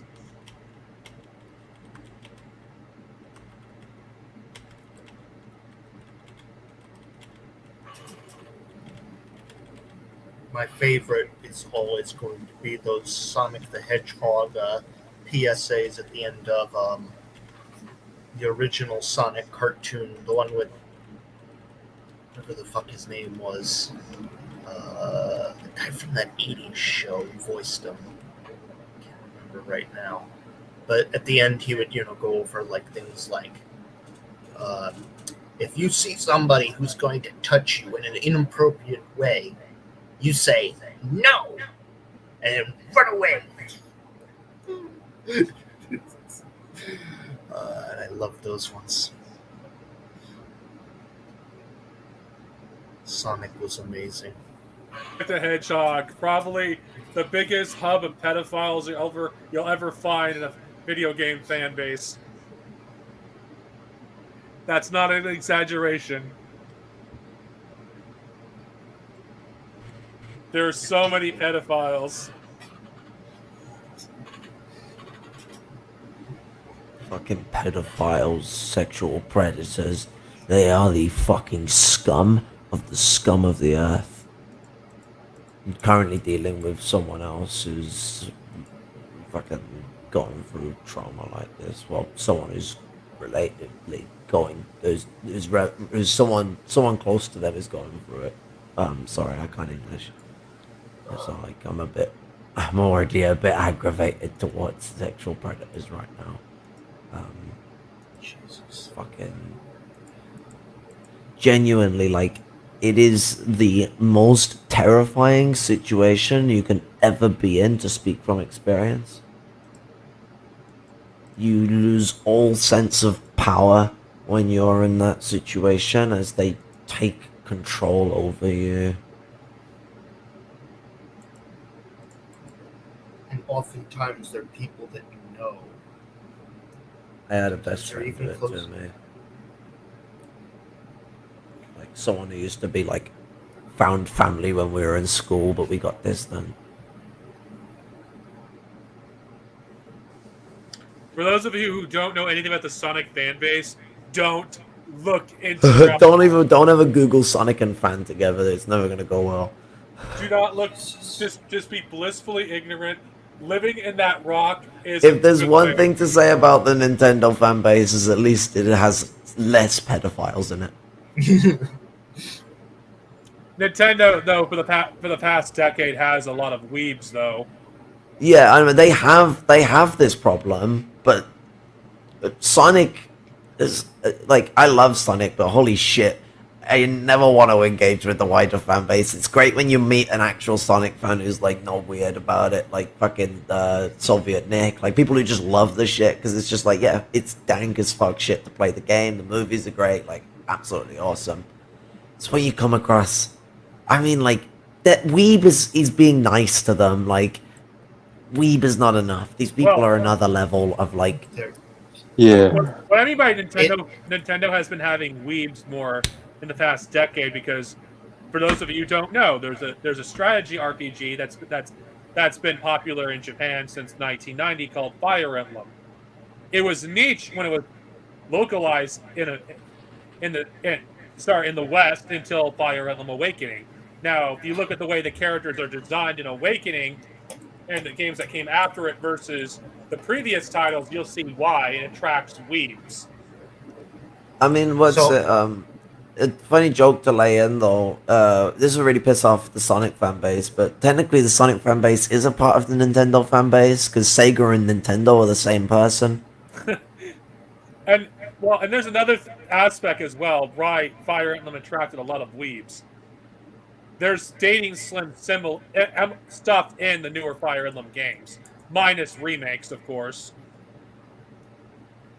So I know I can pinpoint the exact moment the Sonic fan base went into Bizarro territory, and it was in Sonic Adventure 2 when they brought in the Rouge character, and she had the big oversized titties, and that is when the bizarre fucking whatever fan base we have now started cultivating.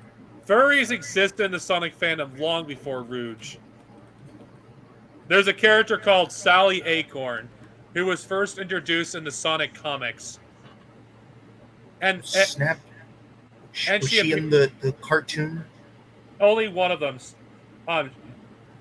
Just look up Sally Acorn. Actually, no, don't look up Sally Acorn because you'll more likely find porn if you look her up. Yeah, but how many Sonic fans have actually seen that though? The cartoon, I mean the comics, compared to the games. You mean people. which comics are you talking about? Are you talking about the IDW or the Archie comics? To be honest, like when we're on about like Sonic fans in that like conglomerated group, we're on about like a really specific group of terminally online people. Most people that are fans of Sonic are not Sonic fans. You know what I'm saying? You know, like you got like people that are fans of Star Wars, and then you've got Star Wars fans, or fandom people more so would be, I guess, the term people colloquially use. And then you got the EU fans versus the Fandom to me canon sounds fans. like a very weird form of sexual practice. Not gonna lie. Okay, you certainly don't want to go in the realm of Sonic fan fiction. No, you do not. Hey, I've read fan fiction for not Sonic, but I've been reading fan fiction for almost 20 years. I can tell you, I know the tropes in fan fiction. I know stuff that to expect from fan fiction. I avoid Sonic fan fiction for a reason. I have heard enough to know that I never want to burn my eyes with that No, there was- absolute trash. Even though I don't think I would be able to read it today because some of the stuff that was in it, because I was a teen. There was a Sonic fan fiction called Team Sonic's Revenge, and there was a prequel to it. I mean, it was weird. It didn't take itself too seriously. And that's the kind of Sonic fan fictions I've read, was stuff that was actually didn't take itself seriously. Because imagine like adult humor, but with Sonic. That's essentially what it was. And the chat is right. Osaka is part of a very unhealthy obsession with that character in particular. Who? Osaka from Star Wars. Ahsoka? Ahsoka, Jesus. I personally think Ahsoka should have died like George Lucas intended. It would have added additional context for Anakin falling to the dark side. Even though I don't think she needed to exist for that to happen, but I'm saying you could have added more layers to it for those who don't read the books. Yeah, she should have been killed maybe sometime during the Clone War, and it would have been like, okay, this is what Anakin eventually starts seeing, like, you know, like starts seeing more and more dead bodies piling up, you know, more and more friends, you know, everybody we met at like the arena in the second film, like let's say like 75% of them are already dead now, or something like that. You know, just raw, brutal shit like that. Well, I don't hate Ahsoka, really. Over time, it's like I've grown indifferent towards her. It's just my main issue with the character is she's so ingrained into Anakin's storyline that if she feels, it almost feels like she's more important in Anakin's storyline than Anakin himself. Even though the story worked just fine without her. Now she feels like a character that's like, she's not even mentioned in episode 3, despite having such a significant proportion in the Clone Wars. It reminds me of how in The Dark Knight and The Dark Knight Rises, how they didn't even mention the Joker in the final Batman film after The Dark Knight. Well, Clone Wars Season 7 does give context on what Ahsoka was doing during Revenge of the Sith. So at least it tried to fix the problem. And I will stay on this hill. I am glad the EU and Clone Wars, after a certain point, are separate. Because can you imagine how much of a mess that would have been if Ahsoka was still allowed to exist in a hypothetical scenario? Thank God they're separate.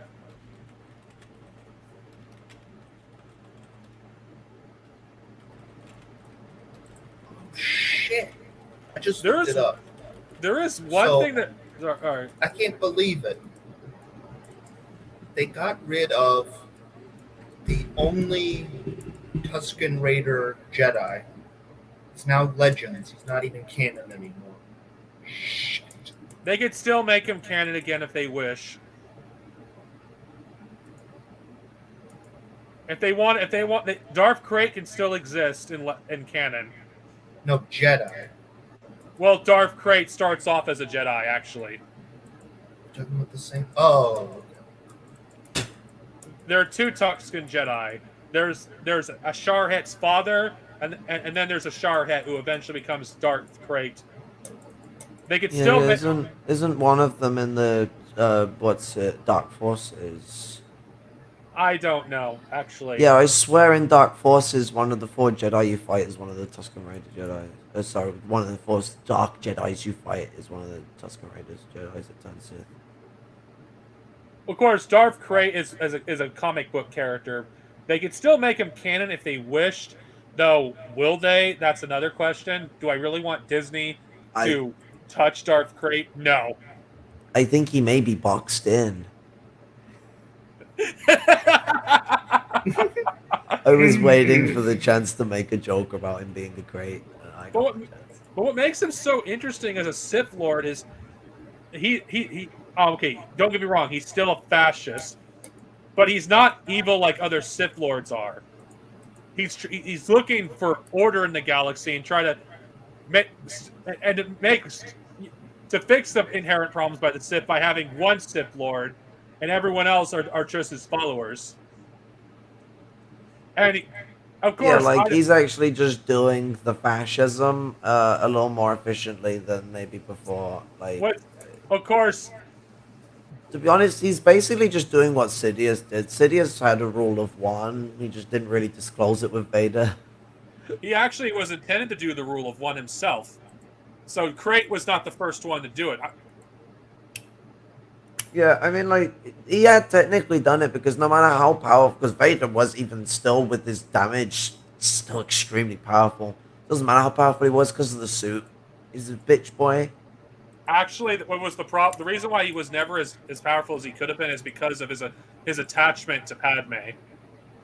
Oh yeah, there was that as well. But I'm saying like literally, he lost power because he lost midichlorians. So like even with that limitation, he was still someone who could engage with a wider set of power, as you said, because of the restrictions of his heart rate.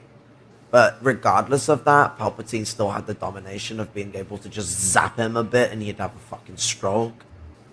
Well, the problem with the rule of one, and it was proven after the death of Darth Krayt, is the Sith just collapsed. Yeah, because there's no one to keep it going. Like this is something that was literally learned ages ago when the rule of two was died. Well, Darth Bane, at least the Holocron, did not see him as worthy or see him as a true Sith. So in a way, I don't see Darth Krayt as a true Sith at all. I see him as no different from Khan's Brotherhood of Darkness. He's a Neo Sith. A Neo Sith. I like that. Speaking of Darth Bane, most people don't know this. He's a George Lucas creation. He's one of the few EU characters that was created by George Lucas himself. Yep. Every time I hear Bane, I just think of the Dark Knight Rises stupid meme of Bane with like a CIA agent. You know what Lucas I love? Lucas was also the one who asked for Bane's apprentice to be a super hot what's it fuck, I know the name of the thing. Zana? Yeah, Sana, yeah. To make her a super hot lass. Well, she doesn't. Well, he meets her as a child. Yeah, no, but I mean like the fucking Lucas was really, really fond of how sexy they made her character when she was grown up. That's what I'm referring to. Like Lucas was really, really enjoyed of that. Actually, there's a lot of interesting things about Lucas films and the relationship to Star Wars and allowing kinky material to exist. You know one thing I really miss about Star Wars is how we got dialectical breakdowns of various things in the universe that we haven't gotten since. Like I was amazed. That's not allowed. Too communist. Like Darth Bane literally completely destroyed a Republic recruiter when when they were talking about the glory of the Republic and the Jedi, and they're basically proving them how they don't give a fuck about them any more than the Sith, and why the Republic is hated in the Outer Rim. And like it was great. It's like, wait, he's the bad guy, yet I support his argument. What the fuck? Then again, my Darth Bane basically had a lumpen upbringing, which just makes it difficult not to relate to him, because the people he was against are worse. Well, I'm sorry. I think Darth Bane: Path of Destruction is a great book, and I've listened to that novel probably more times than it's healthy. I probably listened to that audiobook 15 times.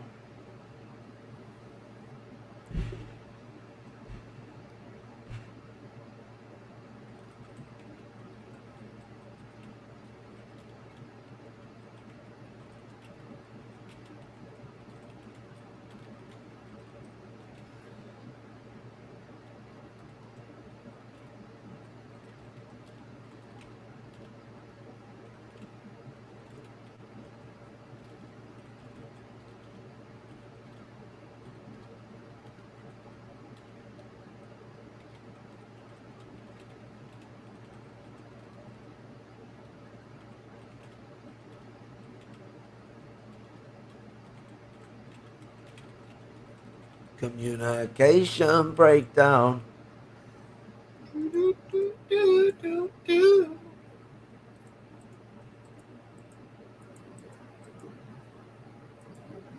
found the stream was so boring, he just said, "Fuck it, I'm out."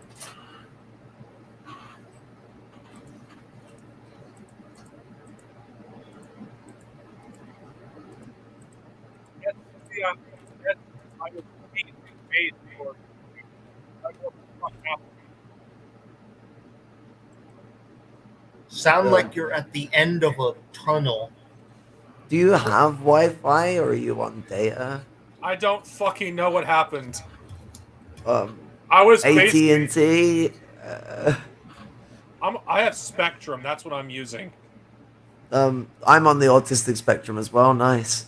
Well, no. That's what the internet provider is. But anyway, Well, they're on the autistic spectrum too. Congratulations. you know what? to them Wait. as well. There's a correlation here for my favorite Star Wars characters. A lot of Your Wi-Fi has autism, and that's why it disconnects. no, here's a correlation here with my favorite Star Wars characters. Most of them are either Lumpen or from Lumpen backgrounds. What the fuck? I mean, yeah, Darth Bane is a villain. Don't get me wrong, but the guy was fucking Lumpen. He's like one of the few Sith Lords that was Lumpen. So it's a lot easier to empathize with him, even if he's a bad guy.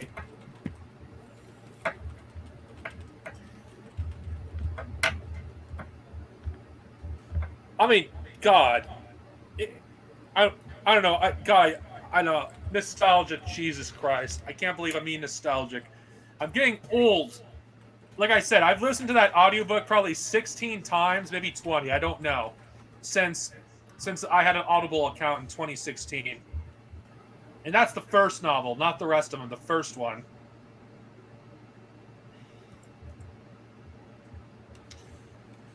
First, we talked about censorship, then we talked about pop culture stuff, and then what? Jesus, this stream is all over the place. I mean, what's it? I We've only been on for 2 hours. To be fair, it's actually not been as long as it feels. Yeah. We have been through a lot of different stuff, but it's actually only been 2 hours. It's not been like we've gone on massive trails. And I mean, like, censorship is something that is massive, but there's only so much you can say before you end up getting off track on it, because, you know. Yeah. Well, it kind of feels... It's basically... I'll give you a short... TL didn't read version of censorship. Well, the Nazis want to censor us. We want to censor the Nazis. Fuck censor the Nazis. Let's just kill them. I mean, like, there's the thing. It's like you get people like Jimmy Dore, and they're like, first they censor the Nazis, then they censor the communists. Literally taking a quote from a fucking poem out of complete context in a way that is so absurd. Like, first they censor the right, then they're gonna censor the left. Fuck off. That is not how it works. The right deserve to be censored. Like, anyone who disagrees with that is a fucking moron. They don't deserve to have a platform to delude people. You can go on about this whole, it shows them for what they are. Well, why are loads of people not rallying behind them? Really think about it. So Jimmy Dore at, the Unite the Right 3 rally that the Libertarian Party held like a few months ago, he literally straight up said in his speech there, he said that, why are we funding Nazis in Ukraine when we could be funding Nazis in America who need food stamps or something like that? I was like, wait, what? Pardon? Yeah, he What? literally said that. This goes to show you how out of touch he is. Most Americans are not fucking Nazis, okay? Well, he's implying that even Nazis are poor and they need government assistance too, and we can help them too. Okay, I'm gonna be honest here. Nazism is not attractive to poor people. Yes, there's reactionaries in the poor. There's no denying that. But there's different. I don't put all reactionaries under the same brush. They're not a monolith here, okay? There's some. I mean, this is coming. It sounds like a guy who's never actually interacted with the poor in general, because Nazis are against these kind of programs. Because or they'll pretend to say it like whatever the fuck Richard Spencer believes or whatever the fuck he says. The point of the matter is, fascists will fucking lie and say whatever the hell it is they need to say in order to attain power, and once in power, they will do fucking whatever they need to do to implement their goals. That's the best way I can sum it up. How about it's not fun Nazis in general? I mean, what the is that's too hard to ask? And let's not like kid ourselves and think that the Wagner group in Russia aren't fucking Nazis. Let's not fool ourselves. Yeah, but they're technically not Nazis according to Wikipedia. Look up their Wikipedia. Clearly says Look up their Russopedia. It's the new Wikipedia from Russia to make sure you don't get deluded by those Western imperialists.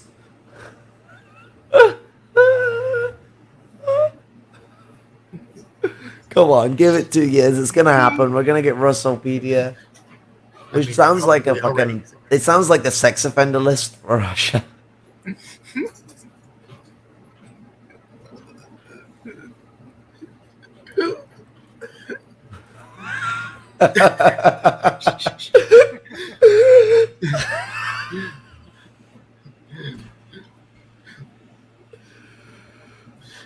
I'm not going to lie. The more serious I take this communism thing, the less appeals superheroes have for me.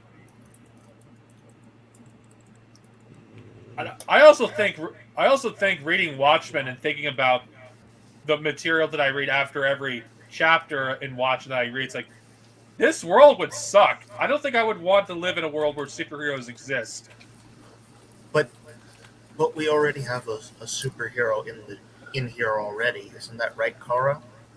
AKA Supergirl. What? Kara. Yeah, Supergirl Kara's the name name. of Supergirl, yeah. It's just a name. And a good one, too. I didn't get it from her, by the way. I got it from literally making a character in Fallout 2. Just came to me. You know what? And then I came with it. You know what the stupidest things I've ever had my haters say? You hate America, but a majority of the things that you're a fan of were made in America. That's like, I live in America and I'm stuck here, and I apparently love things made. Who made it? I don't You live in a society. The question is who actually made it. America.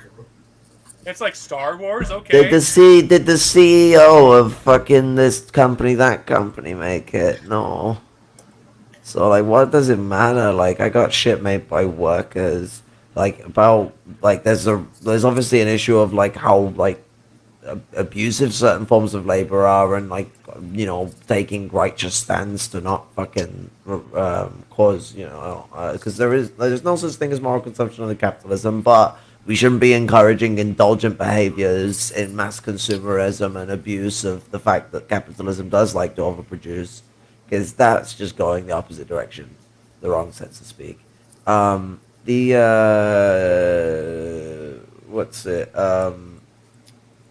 With with this whole framework, it's just ridiculous. What was I gonna say? Yeah, like, workers built everything. So like, someone turning around and going, you got this thing from America. Yeah, and like, there are a lot of monumental structures, things like even the fucking, unfortunately aptly named building, the Empire State Building. America's not an empire, guys.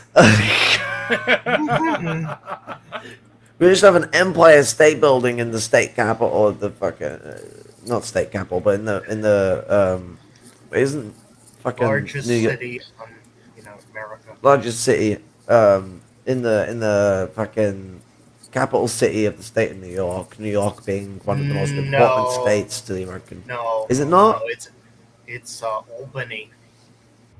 Oh, because Albany's the capital.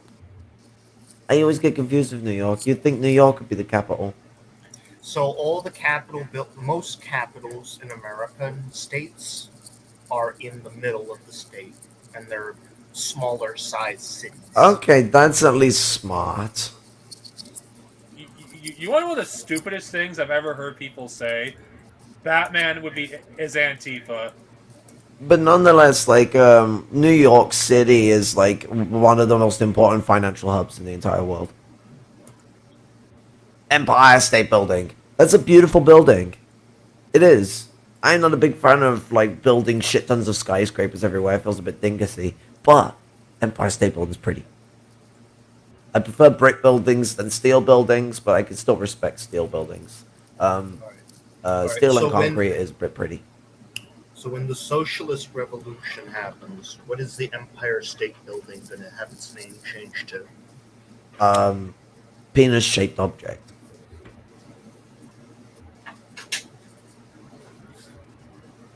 I don't know. The commie stateless building. I know. Under communism, copyright law will not exist.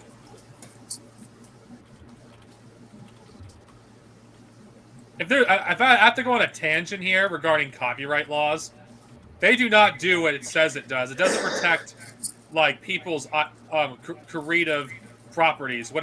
Because someone can make something and not own the rights to make that something that they make.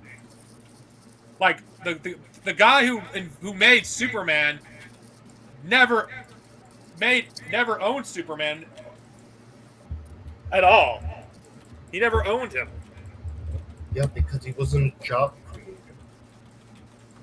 So it doesn't matter if you can create a great work of art, but it's not. But it can be. All it would take is it's just someone owning the IP, and you can't do anything with it, even though you made it. And I think IP laws are bullshit to begin with because no idea is completely original. Every fucking story that exists it's as a result of stories that have been made thousands of times before. It's ridiculous. I actually think people should be able to use whatever things that they want, and I this is someone that's inspiring to make my own novel myself. I think that work of art is no longer yours once it's available to the public. It doesn't strictly. You sound like the bloody Soviets. Now, I'm not saying you don't have a right. As an example, to tell. Let's say you want to tell new stories in that world, and I think you should be able to have that right to decide what is and what isn't canon if you want to. But for other people to use your work or whatever, I think it ceases to be yours strictly. Oh, I mean, intellectual property is bullshit. But like, realistically speaking, if you want it, once your intellectual property has become a property of the state, you have to get a Ouija board out and contact Stalin to see if you're allowed to make any additions to your own stuff. Well, I personally don't think you should have to do that either. I think you should be able to add as much stuff as you want, or if you want to make one story in your world that you create, that's fine too. I'm obviously just taking the piss. I'm just saying, like, if you ain't got a Ouija board and ain't speaking with Stalin, then you ain't changing your way. Yeah, I think copyright law is bullshit. I think the creators should, they still have probably more say over how the story should go in terms of like canonical. Jesus Christ, I can't even fucking speak. Canonical. Aren't there characters that are like considered public domain, but then there's like a loophole and then they copyright like uniforms or whatever? Let's put it this way with intellectual property and how it works and why it's not really a real thing. Is so like, with intellectual property doesn't exist, you could never say, oh, the original creator has the main canon, because basically they just have their canon and other people also have their canon, and it's up to them if they want to link their canons up. So like, it's not so much that they have like the main control over it, they just have their own canon that's theirs. It doesn't matter what anyone else does. Like, it's free willy. Ooh. then again, we don't live in such a society right now. I mean, in an ideal world, I think the person that created let's just call them, for simplicity's No, sake. no, no, but it wouldn't. What you're saying wouldn't be the case because there wouldn't be any formal structure that tells people that it's that. It would just be that the person who's made it can then make some other stuff. If they want to add people in, that's a comparison conglomerate group. There wouldn't be no like rights holding or anything like that because that's getting into intellectual property still. In an ideal world, intellectual property wouldn't exist, so they just have their own canon. Well, because in an ideal world, yeah, I think the person that writes a comic, writes a book, and let's say that if they want to add more stories to that universe, they should be able to add as many or as little as they want. And if other people want to do the same thing, well, whatever. Then again, the point I'm getting at is like the legitimacy of those canons would all be equal, but as separate things. Like there wouldn't be this like a system that would make sure that the original creator had the main canon. It's just that they have their own canon that's all in their control, whether people help with them or not. That is their own thing based on people's agreements, and that's it. Like the same way anyone else does when they create a story, and it's that sense of like free willy. Like, you know, there's nothing really dictating anything. that is true. I mean, I'm a strong believer. I know there's people like George R. R. Martin who has a snob mentality against the concept of fan fiction, and I say fuck you, honestly, because how many stories exist are based off grim fairy tales that would have never existed without him. His story would never have existed if it weren't for grim fairy tales. Same thing with Token. Same thing with C. I forgot something Lewis. Like his story would not exist. Like his stories would not exist with in a way. And fan fiction has existed long before it was officially called fan fiction. In fact, if you ask me, using fan fiction as a derogatory term disgusts me. Because I've read fan fictions of work that are better than works that were made by the actual authors. And I will die on that hill that I don't think the author is the end-all be-all when it comes to quality of their own story. If people could make a better story of their universe, then you know what? They should have a right to make a better story. You know, interestingly enough, you say that because George R. R. Martin was going through the script of House of the Dragon, and he was basically commenting that their version of King Viserys I was actually better than his version of it. Like he originally just had like a script of like, you know, him being like this, you know, jolly fat drunkard who just dies of like leprosy or something.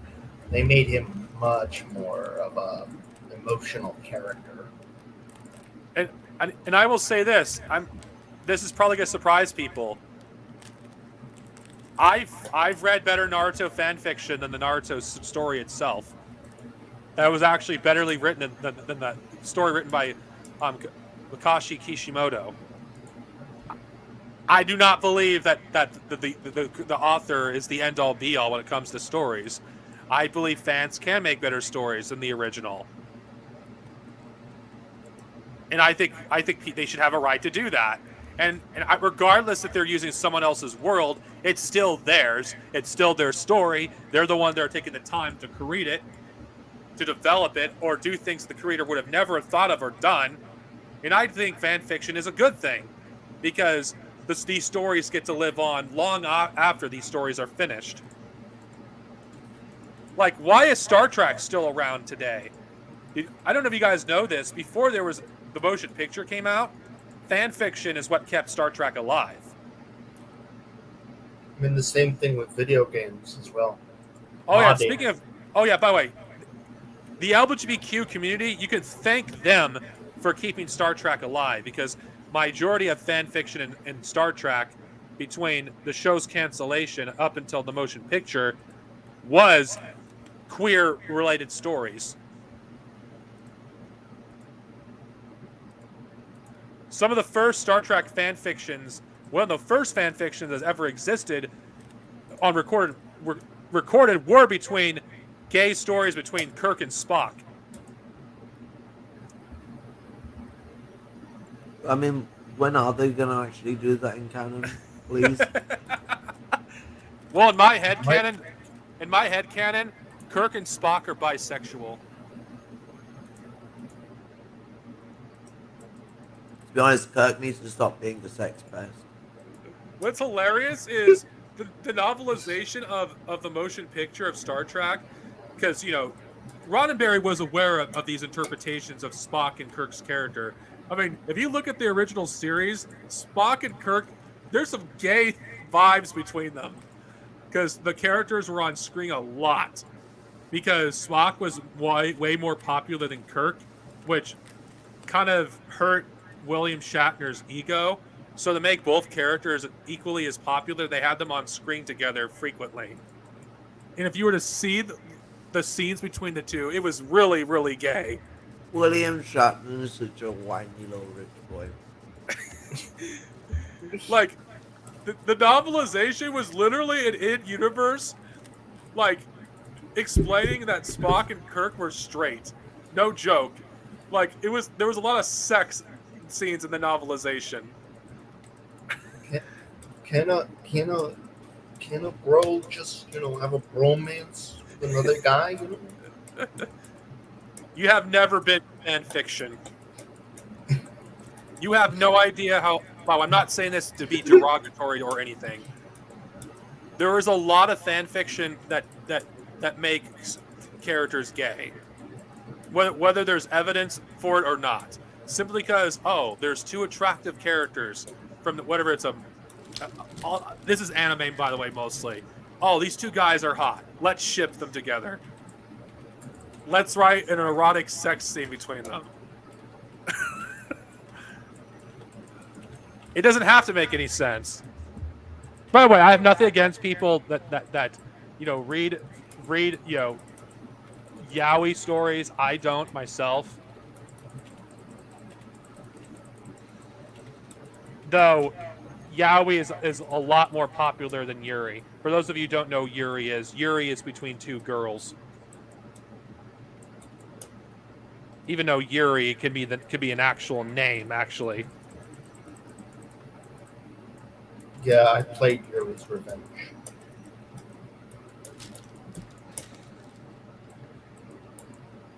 I mean, Jesus, I gave some useless information. Of course, Japan is littered with like bootleg comics, up the ass. They call them doujins, which are essentially published fan fiction, which are comic books. Yeah, I'm disputing a lot of stuff that useless information people would not know. Yeah, I do read fan fiction. It's something I do in my spare time from time to time. Though I don't read it. I don't read Harry Potter. It's half of the reason for the cause of his depression. No. I'm taking the piss. No, fan fiction's a great thing to dive into when you find it's a great thing, but there's a lot of shit that is disturbing. Yeah, there's you some have to sift through. Yeah. Yeah, I've read the South. Don't ever look up anything regarding the FNAF fan side of things. Archive Your Own is a good site regarding fan fiction because there's a lot of filters. So stuff that you don't want to see, you can filter out. I mean, there's a lot of stuff on. Like, I feel sorry for my little brother because he's really into the FNAF stuff, and if he ever wants to look at anything that's like even the fan made games are dodgy. Well, another thing about why does everyone want to fuck the animatronic? Another point for Archive Your Own and why I recommend that over fanfiction.net. There is a lot of trans related stories on Archive Your Own. So there's actual stories with trans characters. For those of you who care to know. What was that? Sorry. On Archive Your Own has a lot more trans friendly than fanfiction.net. I'm not saying there isn't trans stories on that site. It's just that they're harder to find because of the way the the filters are set up. I mean, fanfiction.net is fucking shit when it comes to trying to find stories. I mean, one of the funniest fan fictions I've ever read, I might review it one of these days for the hell of it, is Harry Potter becomes a communist. I remember you reading some of that. It is so bad that it's good. And I don't know if the person was written by an edgy teenager. Like, it was like just kind of funny. Like, Professor McGonagall as a white supremacist, you know, who a KKK. You know, it was probably written by. It was probably written by like a member of the trans community that was once a Harry Potter fan trying to cope with the whole situation of going down with KK. Harry. Because there are a lot of people in the trans community that were like really, really big Harry Potter fans, and like then J.K. Rowling came out and just stabbed every single one of them in the back. Well, Harry Potter was a hardcore Marxist-Leninist.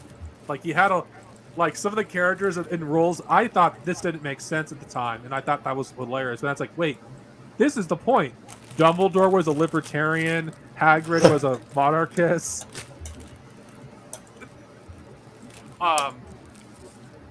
If I was going to make any character a communist, it'd be Hagrid. Well, Harry's the main character, so and they thought it would be ridiculous. Hermione was basically a liberal / Trotskyite. Even she would be more likely to be a communist than Harry. She was much more outspoken. I don't think this story was meant to be taken seriously, but it was still funny. I didn't finish the story. It's like, what the fuck am I reading? Who wrote this? Was this written by an edgelord? I don't know. Why am I continue reading this train wreck? I guess because it's so funny. That's not surprising. More YouTube censorship. Oh, but guys, Matt Walsh and Ben Shapiro, they're about protecting the kids.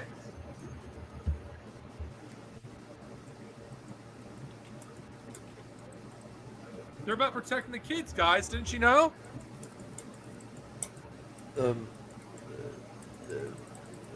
Totally. Protecting the kids. That's why they constantly target children. Isn't it fucking creepy how they're obsessed with children's genitalia? It's like, oh yeah, you guys are totally not pedophiles. Anybody that's obsessed with children's genitalia is a pedophile. Is a pedophile. All of them. Every signal transphobe is a pedophile, and you will not change my mind that they're not all pedophiles. I mean, obviously there is like we're on about people actively ignorant, engaging in knowledgeable transphobia, like they know the fuck they're doing, not people that are like just ignorant and need to learn. Yeah, not people that Gotta differentiate. There's a difference. Because there's unintentional ignorance, situational ignorance, and active ignorance. I don't. Ignorance. Okay, I don't agree that Matt Walsh is stupid. He knows exactly what he's not doing. Stupid. Neither is Ben Shapiro. Ben Shapiro's literally been playing a character for the last fucking 13 years. Like, he got hired by someone to help him carve a character up for him. Like, okay, I do not think Matt Walsh is stupid. He's not. He would not be able to do effective propaganda if he was stupid. Neither would Ben Shapiro.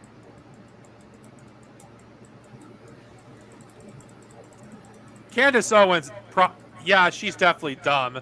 I mean, she constantly puts her foot in her mouth every time she speaks.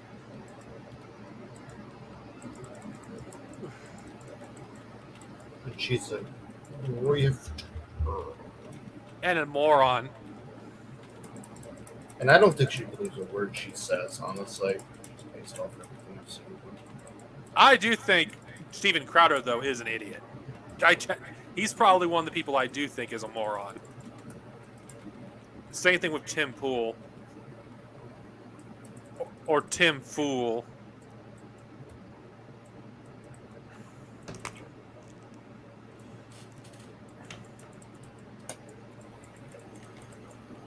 I don't know. One thing I'm really getting pissed off at liberals is how they're how much they're downplaying Trump and DeSantis.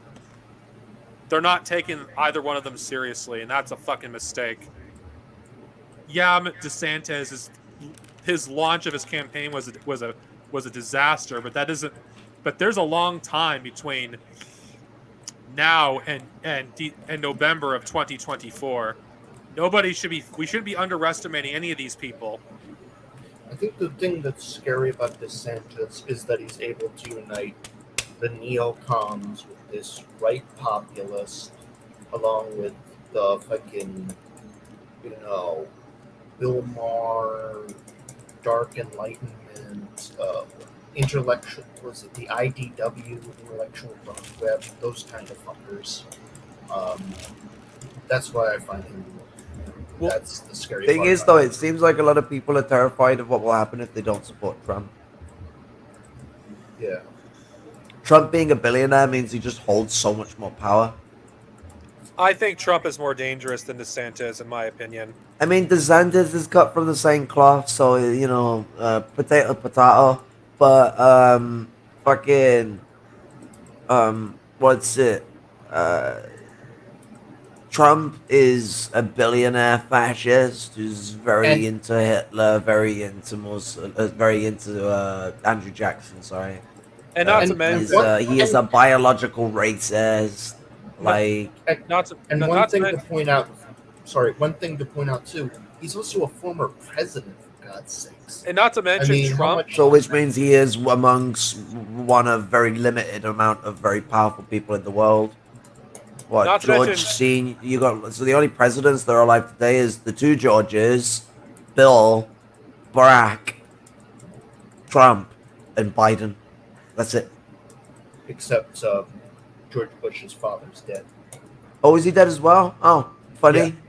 Yeah. I got banned from Twitter by making fun of it. Okay, George Bush. No, not George Bush. The reason why I consider Donald Trump more dangerous than DeSantis because Trump has more support, and he has a higher chance of winning if he wins the primary.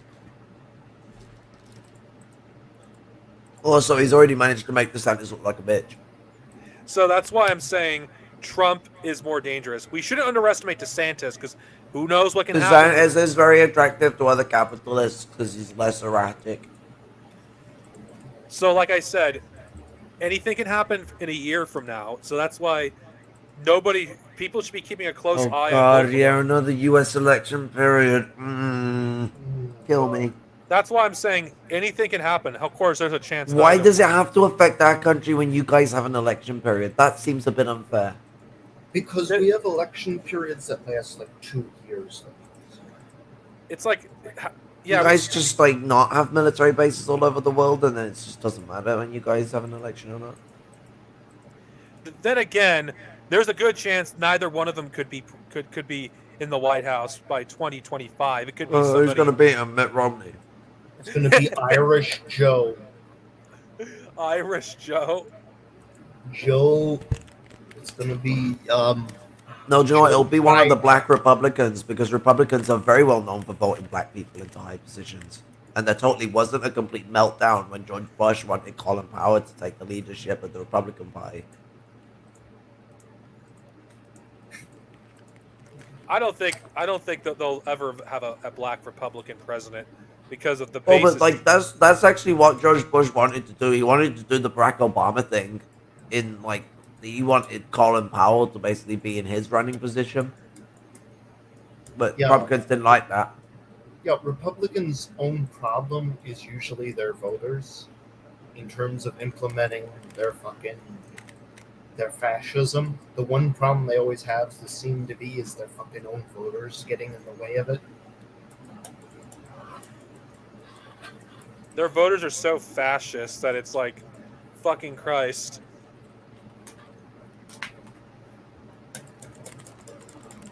It'll be the Democrats that'll be doing the more effective fascism in the long run, because they can attract more voters.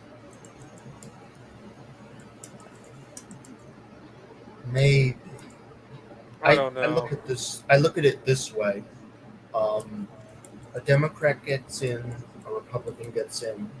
Is it lesser evilism if either get in, or is it just a different kind of evil? As far as What's the difference? As far as I'm Exactly. concerned, evil is still evil. I mean, we shouldn't moralize, but yeah. But it isn't about moralization. It's just it's an objective fact. Evil is still evil. But yeah, lesser evilism is bunk. It is bunk regarding U.S. politics. So one of the things that makes it bunk is the concept of evil itself being bunk. Can't remember what Marx's thing I read Duncan on that, but basically, like, the thing is with lesser evilism is like it relies on the concept of evil being an existing thing that you can ratio, when really it's like hedging your bets. Like, there are times to support the lesser evil, if we want to call it that, but not because it's a lesser evil. It's just you could hedge your bets better if they exist and won than if the others did. And so, like, the art of struggle must be taken forth. It's not that, oh, we could do this and then it's over. It's no, this changes it to the next stage. I would rather have Biden still be president because it would be a lot easier to organize under Biden than it would be under Trump or DeSantis. Exactly, and protests and riots could push them to actually do something about the current problems and how they're escalating. And not to mention DeSantis, like there, it wouldn't be that difficult for him to pass anti-BDS laws. Like he could make it a federal offense if he wanted to, and there's enough support for that. The thing I find scary about DeSantis in the state of Florida specifically is that based off the polling I've seen in Florida, Florida isn't anything out of the ordinary in terms of like a red state wise. I mean, it's about, it's got, it isn't particularly like, like the people, it's nothing out of the ordinary in terms of like the U.S. basically, but in terms of like polling on like trans issues, abortion, anything like that, it's pretty standard, U.S. state. But because they have like this far right fucking state legislature, they're pushing through all this insane shit, and nobody seems to be doing anything to stop them. Not the courts, not the. I mean, I guess there's some protests, but yeah, they're just openly like, we're going to shove this, and there's nothing you can do about it.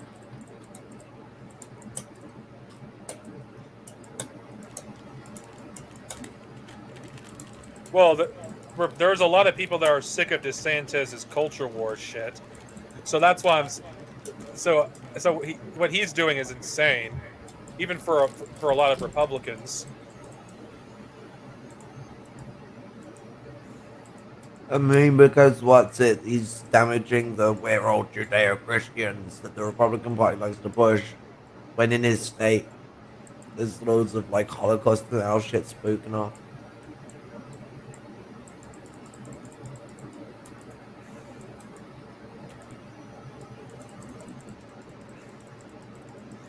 You know what's really angering me about that is it's not being talked about. That Holocaust denial is actually even being allowed in at all. Not enough people have talked about it.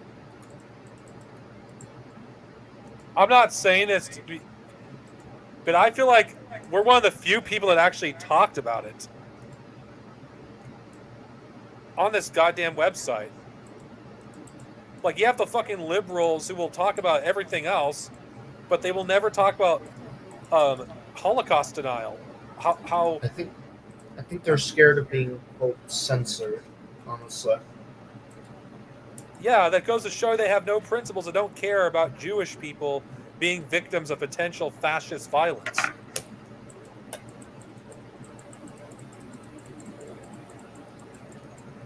Remember the old saying, all it takes is for evil to win is good for good men to do nothing. Well, where are they?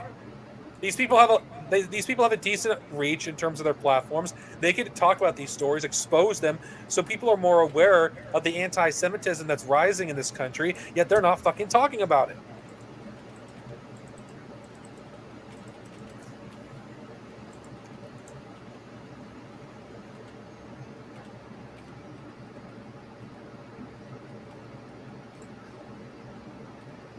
it really I mean, baffles my I ain't mind. gonna find a good man in me. I stopped being a man a while ago. Well, I don't. You know what I mean when I say that. I know exactly what you mean, but I get to be a bitch about it because I want to be. Well, I guess I'll just accept defeat on that one. Just fumbling about. But still, anti-Semitism should be taken seriously, and none of these people are. And some of these liberal channels I've been following for years, I don't do it because I believe they're bullshit. I do it to keep up with the news, because I don't want to go on CNN or Fox News or MSNBC or the fucking Hill. I just want to, and fucking they don't talk about this anti-Semitism being a fucking problem. They don't talk about that. They don't talk about the rise in transphobia, mass murders. Well, They don't okay, talk about there's the liberals that rising. will talk about transphobia, which they should, but they won't talk about it's. Not many of them will talk about it with its connection to anti-Semitism. Very few people are doing that. Like, We're just seeing a wave of violence all around with all sorts of marginalized people. I mean, look at the number of anti-Asian hate crimes that have just exploded in America since well, COVID. I mean, it just seems like the only people in the LGBTQ community that are talking about anti-Semitism in the sorry. Okay, I said this wrong. Anti-Semitism that's rising or being open about it are trans women. They're the only ones that are really talking about it. yeah, because they know what happened last time Nazism came in and what that did to the trans community. I can only count on one hand the amount of people that talk about it. Barely one hand, actually. Barely anyone has talked about the rising anti-Semitism in America and how it's connected to the anti-LGBTQ as well. You cannot separate these. And if you look at even just like the people on like these, message boards, other things like that, I've noticed that cultural-wise, things have sort of switched. So a few years ago, when I was growing up, they would call everything gay or drop the F-bomb about you or anything like that if they, as a way of indicating that you are you're wrong, basically. Now, it's basically, oh, you're just an unhinged T-word and yada yada yada. Let me post this like that. I've noticed that cultural shift over time, and have you noticed that too, Dark Sonovia? That a lot of these, fascist types have changed over time. Yes, they have, and you know what? Yeah, Jessie Jenner, she is one of the few people that is talking about anti-Semitism. One of the few people. She's adorable. She is. I love her. Yeah, why the fuck is she the only one that does it? Why is she one of the few people? It's bullshit. She always hearts my comments. She doesn't have the freaking reach majority of these people have. Yet she doesn't. Yet she's willing to do it. She's willing to go on a limb for it. Why is everyone else won't? Who's part of this community? She actually sifts through her comments as much as she can, and even on older videos, when she gets notifications for comments, she tends to answer or at least like the comment or heart the comment. Well, she's one of the main reasons I learned a lot about things about trans people and their struggles. I've learned a lot from her, and it's exhausting when she's talking about these issues. She's one of the few people that covers this stuff constantly. Yep. It's important as well for when we're finding ourselves and we're still figuring out a lot to have the support from people like Jesse to help us see clearer.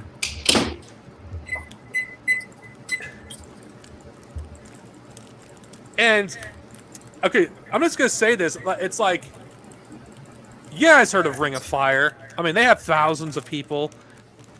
They could talk about this anti-Semitism that's going on in Florida, and bring and raise awareness. The Humanist Report can do the same thing, but none of these people fucking care that I'm talking about because they're liberals, not leftists, liberals. I am ashamed to say that I used to listen to both of those during my liberal times. It is embarrassing to admit to now. I listen to them because it's information. Yeah, Humanist Report's dodgy as fuck.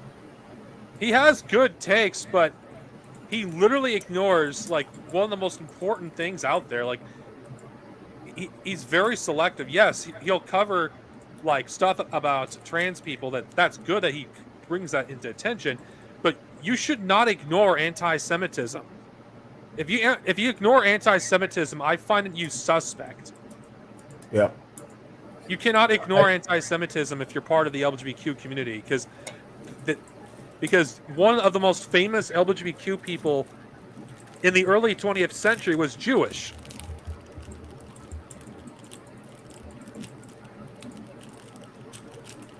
We just can't ignore it.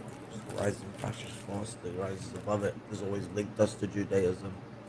People who are transgender since the Nazis have been gaslit as a creation of the Jews.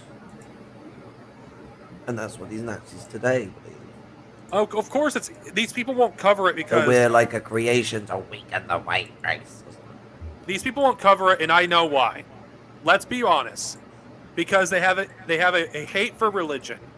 But that's why. No, it's just a scapegoat. That's all it is.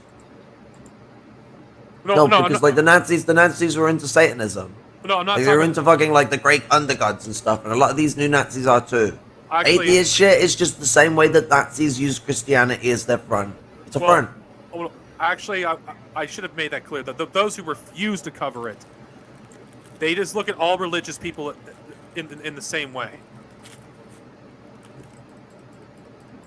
Judaism is tied to more than just religion, though. I know it is. Unfortunately, because of the way racism is applied, the culture of Judaism, well, it predates racism actually, ethnicism. The way that we've treated it, we've basically just like in our mindset, we've crammed all of the different ethnicities that make up into Judaism into this very tightly packed unit when it's much more diverse than that. I have a question. Is ignoring a rise of anti-Semitism, wouldn't that overtly be anti-Semitic? By not even bringing it to light?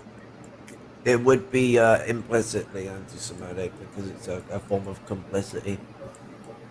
Well, I mean, it's like not commenting on like Kristallnacht the day after it happened. It's like, yeah, I think that's something we should probably comment on.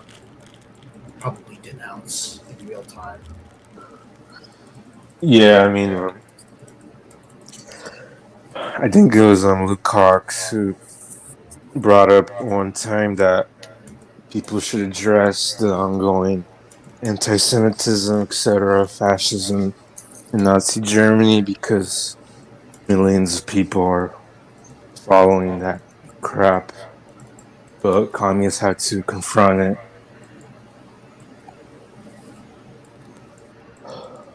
And in case people don't, in case there's like some younger viewers who don't know what Kristallnacht is, it was a pogrom, anti-Jewish pogrom in Nazi Germany in 1938, where they burned down a bunch of Jewish shops and synagogues. The shattered glass is where the name comes from. Kristallnacht, Night of Broken Glass. I just bring that up because a lot of people don't know these things. What's he talking about? Historical. I mean, his literal translation is actually crystal night, but like they mean crystal as in like shards. Yeah, shards of glass from the synagogues and shops being broken, smashed. Yeah. It was an actual operation that the Nazis had set up. Just like just like the night of the Long Knives.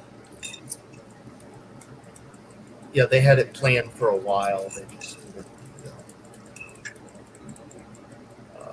incident to provoke it, which they had with the assassination of whatever the fuck his name is. You mean something Strasser? No, that wasn't Strasser. This was Yeah, a Strauss was a different Polish situation. Jew. A Polish Jew in France shot some Nazi In Switzerland or in France because his family was deported from Germany, Polish Jews or something. I can't remember. Yeah, it was something like that.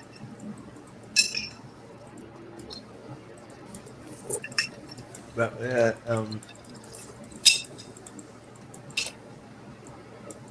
Nazis No. use it as an excuse to, like, you know, put all. yeah, I've watched Schindler's List. I haven't. I should. It's a pretty good film.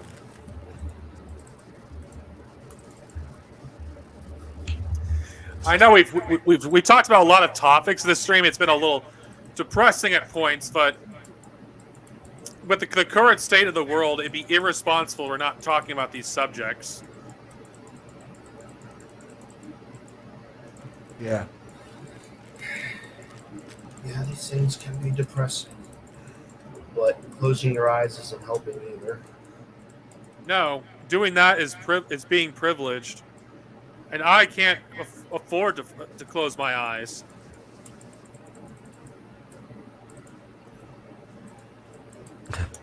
I can have Closing my eyes, I end up still having to see poverty. I can have my life turned upside down with a stroke of a pen. I have no choice but to be politically active and politically aware.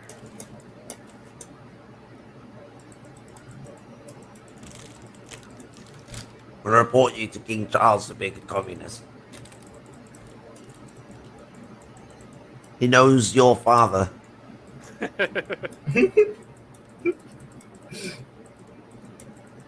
I'm surprised I haven't been fired from my job yet for being a communist. Then again, I haven't used the C word yet. What, cunt? Sorry, he set me up for that one. I know there was a petition at my job to basically do rent control, and I made a joke. I wonder how many of the people that ignored you were landlords. Most. Yeah, most people that shop at my job wouldn't be surprised if they're landlords. Even though for probably a some lot of reason- snobby middle class dickheads that think getting, because basically they think going there is getting them a more premium setup than fucking like Best Buy or Costco. So they must be fancy middle class dickheads. even though my job is the exact same fucking food that you can get anywhere else. You're paying for a fucking brand. You're not paying for anything else. Yeah, that's pretty much. Yeah, because I mean everyone's just gonna go in there and buy Pringles. I mean, it's the same thing with like fucking CVS. You go to CVS, you go to Rite Aid. It's like they have almost like 99% of the same exact shit in the same exact way they set it up. Okay, yes, you do have some items that are better at my job, like the peanut butter cups are better than the Reese's, so they're not the same in how they taste. Yeah, you have some products that are better than Oreos, but I'm saying 90% of the items in the store you can get anywhere else. It's just a different name.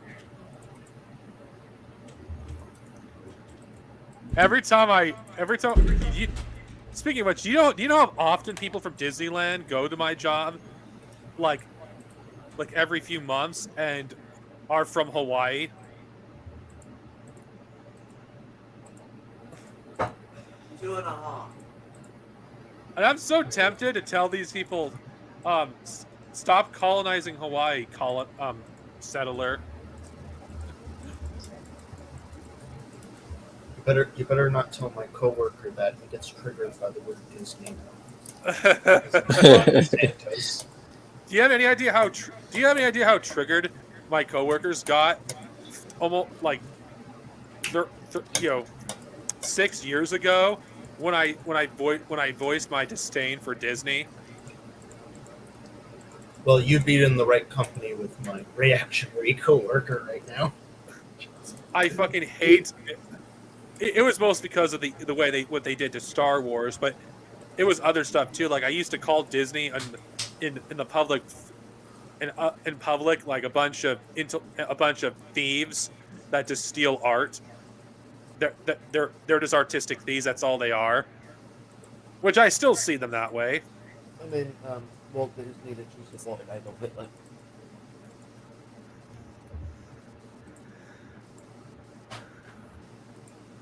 Just not as obviously as other things.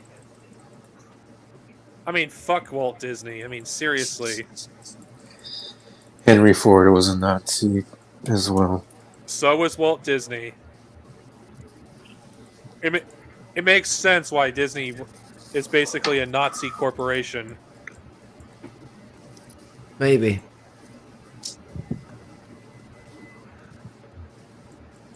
And one of those things I think really stupid. It's like Walt Disney would be ashamed of what his company has become. It's like I don't think so. I think Walt Disney would be happy what his company has become.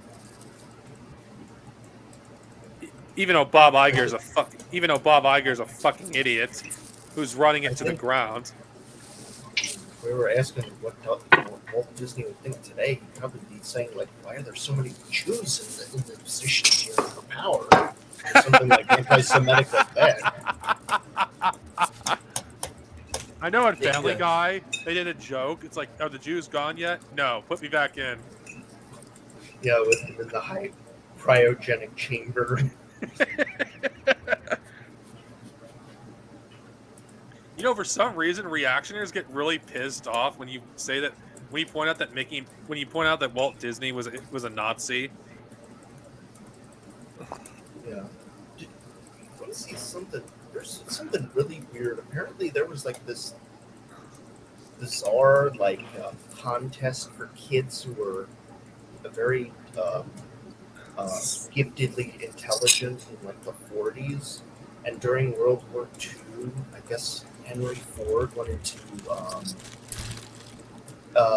strengthen his image after being a fucking Nazi sympathizer. So when one of the kids won that show, they had him, meet Henry Ford. Keep in mind, this kid was Jewish, and yeah, I'll let you know how that went. The guy who wrote fucking The International Jew. Oh God! Mother thought the guy was fucking a demon. Yeah, he got a slap on the wrist. Yeah. No punishment. Well, I mean, they did pay him back for the companies they bombed in Germany. So. That's Walt a slap. Disney was actually really fond of Hitler's artistic drawings of Mickey Mouse and stuff.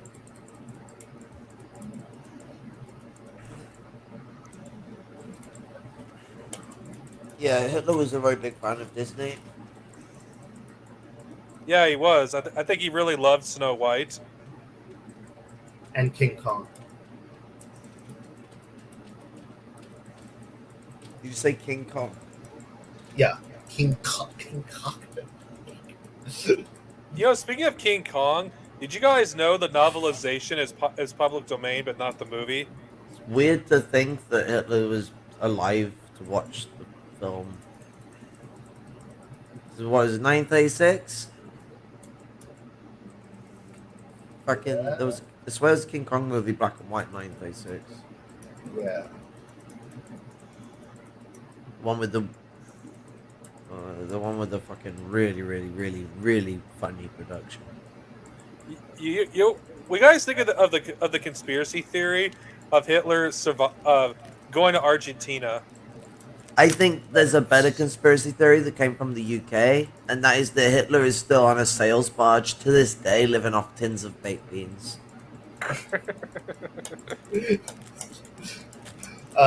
No, I don't believe that. But Come on, it's great.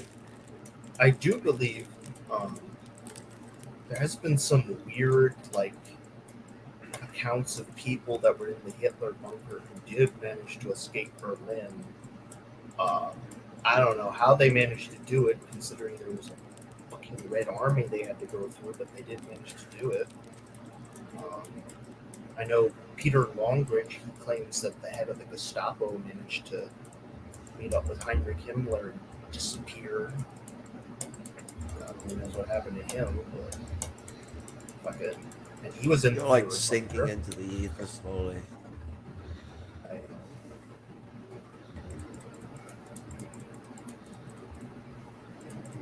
The No. clicks are almost more audible than your words. Testing. You, Test you, these, that work. you want to know one thing? A movie that I fucking think is unnecessary. Indiana Jones 5. I'm gonna go watch that day one because everybody else hates it, so I'm gonna be contrarian. But yeah, with the Fuhrer bunker, you have like it's not impossible that he could have escaped, but from the accounts we have, he shot himself and was burned, and that's it. Well, even if Hitler did survive, just to give the benefit of the doubt, he would not have lived for that long because didn't he like have some sort of like disease or something? He had severe Early health problems. Get Parkinson's an early stage of it. A bunch of shit. So even if he But- did survive, he wouldn't. He probably would not have lived. The latest he probably would have lived is the 50s, maybe early 50s, mid 50s if he was lucky. So how would a plane even get out? Like, I mean, planes did get out of there, but a lot of them also got shot down too. So. Then again, Yeah, I a don't. lot of it was by sea, and also like you were Then again, gonna get to Argentina by plane or getting shot down by the Allies. You had to have to sort out permission. Yeah, unless you're that one fascist from Belgium who flew to Spain and fucking on almost no gas and landed there. Then again, I believe Hitler died in Berlin.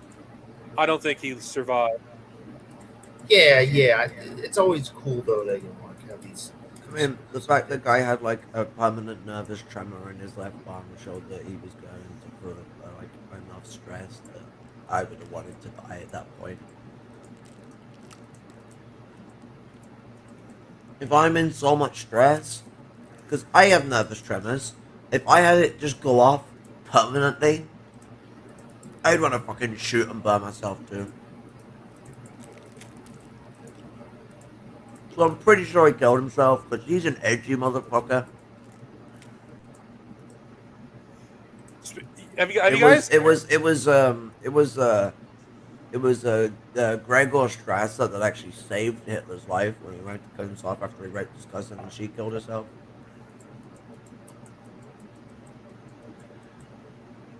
I see.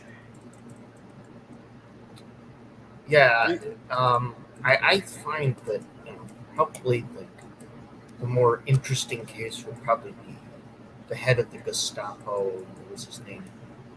Heinrich Müller. His case is a little bit more weird, let's just say. Like, for example, they found a grave with Heinrich Müller's name on it, and it shows the date of death, 1945. But when they dug up the grave, there was 3 people buried in it, and the dental record showed none of them was Heinrich Müller, despite the grave saying it. So I was like, oh. Have you guys ever saw the movie Downfall? Yes.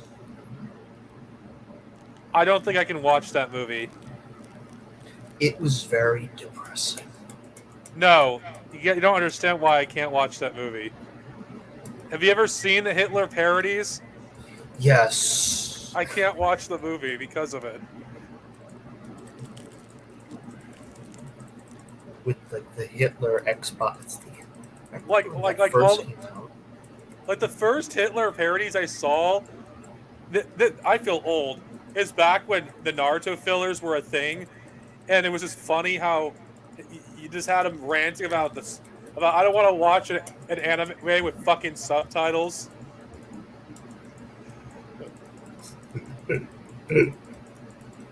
I'm sure it is the proper way to watch it, and then it starts shouting again. I've seen that one. I mean, no, okay. I hate Hitler. Don't get me wrong, but those fucking parodies are fucking hilarious. No, they'll they never are. not They be. are. Like, there's the one where they have him phone Stalin to try and like make this crack video. Like they did a one where I think they had Hitler did a thing with the card. Like, give an entire channel, no joke, just for parodies of that movie called Hitler Parodies. Like, they had a one where he's being chased by the cops. Of course, if you knew German, it wouldn't be funny, but if you don't know German, it's hilarious.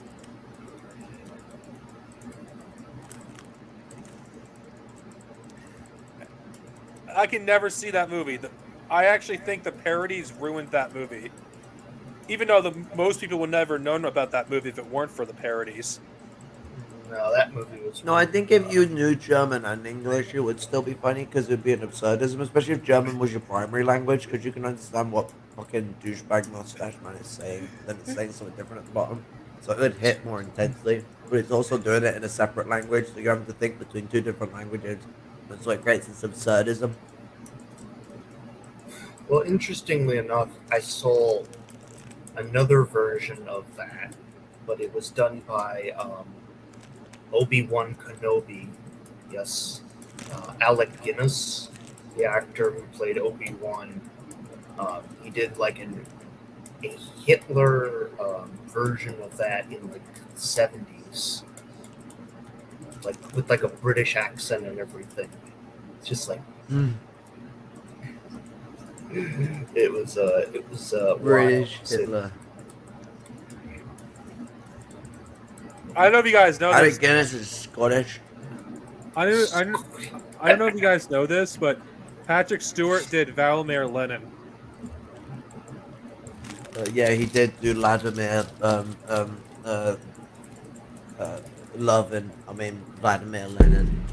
You know, he actually looks like he could do Lenin, at least when he was younger. He had the look. By do, I mean you mean act and not fuck, right? No, I mean act. That you don't have referring to. Of course, in my headcanon in the Star Trek universe, Picard is a descendant of Lenin. No one will change my mind. But in all seriousness, though, Downfall is a really depressing fucking film, especially with the kid at the end with his family. Well, I don't know if I want to spoil that or not, but I don't care. I'll probably never see it. It doesn't have a good ending for a lot of the characters. Not surprised.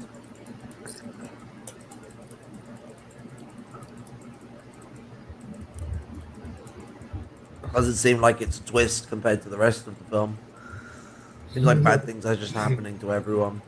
Whether it's good, those bad things are happening, or bad. Usually it's good. One of those absurd things, parodies they've done with that movie, was Hitler as a Twilight tard. Because like if we think about it, like that movie is basically full of bad things happening all the time, in the context of like someone's losing, but the perspective is whom those bad things are happening to. It's bad in the perspective of the characters on screen. For us, it's a fucking lollygagging because yeah, look, Hitler's losing his temper because he's losing the war. Hey, wanker, get fucked. I know it was controversial at the time, that movie, because there was argument, should Hitler be portrayed as a human being? I mean, yeah, because they're all humans, because the way he was portrayed was sympathetic. Okay, that's problematic, but like, to be honest, showing him as someone who was losing his shit and was melting down and was like screaming at everyone like he just owns the shit. That was Hitler. They did nail that right. So I don't know. Like, I'm on the fence. I'm like, to be honest, it's actually, if you look at the videos of the way Hitler used to walk around towards the 1943 onwards with his shaky arm and his fucking really unnerved stature, and you hear the comments from people like Mussolini that have been made of him, if anything, it's as close as we've ever gotten to an actual insane measure of what Hitler was by 1945. It's still not as bad as Hitler was at that point in time. It is still too sympathetic. So I'm on the fence a bit on this one.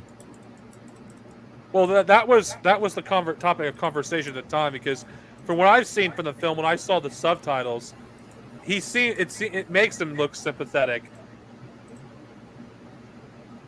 Hitler used to always shroud his own ideas in like the way that like it's all about Germany, and he did go into this mad drive of his failure and all this other crap.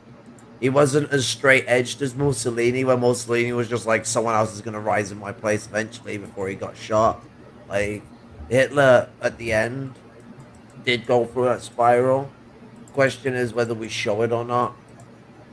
I'm on the fence. I'm not sure, because there's problems of showing it that does show sympathy, as you're rightly saying. But like, well, he did always shroud his ideas in the good of Germany. And so when these ideas came to collapse, when the Soviets and the British and the Americans and the French were about to kick his door in, he then started framing it as like, oh no, I failed Germany, but then he'll also turn around and scream about how Germany's failed him. He was a fucking psychotic lunatic. But yeah, I agree, it was too sympathetic. Well, the thing about fascists and reactionaries in general, oh god, the Lost Cause myth is very popular.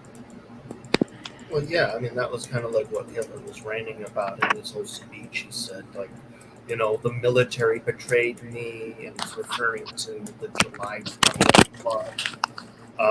He's referring to the SS failed me. And he was talking about there was, I think it was the Leichendauchter SS Adolf Hitler Brigade. Yes, that is an actual name. They failed. What? Sorry. Treated the Leichendauchter SS Adolf Hitler Brigade. Yes, that is a real name of a real brigade. They retreated from Hungary. So Hitler ordered that they take the name Adolf Hitler out of their brigade badges. I think that's what he was referring to there. But yeah, no. Well, actually, with the SS, it was also the fact that like he had caught Himmler trying to engage in a peace treaty with the West. Yeah. He actually ordered for Himmler to be executed, but Himmler escaped.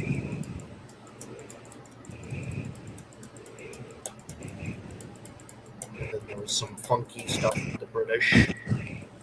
Same thing happened with Goring in his power struggle. Goring went for a power struggle, Hitler found out, Hitler ordered him to be executed.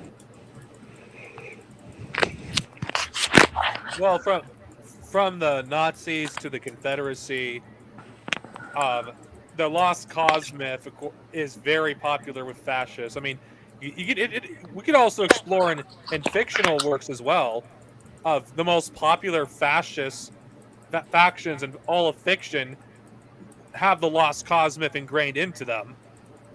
The Galactic Empire in Star Wars, Principality of Xeon and the Universal Century for Gundam. So yeah, the Lost Cause myth and the Nazis even had their own Lost Cause myth prior to even the end of World War II, with like the whole 1918 stab in the back thing, and that did have real repercussions, because that was like the Nazis eventually started believing their own bullshit basically with that. By the end, like they had said it so much, like eventually they just started buying into it. I mean, it's kind of like Trump with Fox News. Eventually he just started watching it so much he just started believing the Jimmy Dole moment. Yeah. Well, the thing about the Lost Cause, but the reason why it's so popular, because fascists always have to make themselves out to be the victim, and they have to be weak and to be strong at the same time. Pussies. What the hell's going on? What happened? Oh, Well, you need to turn your mic sensitivity down, man. It's very loud.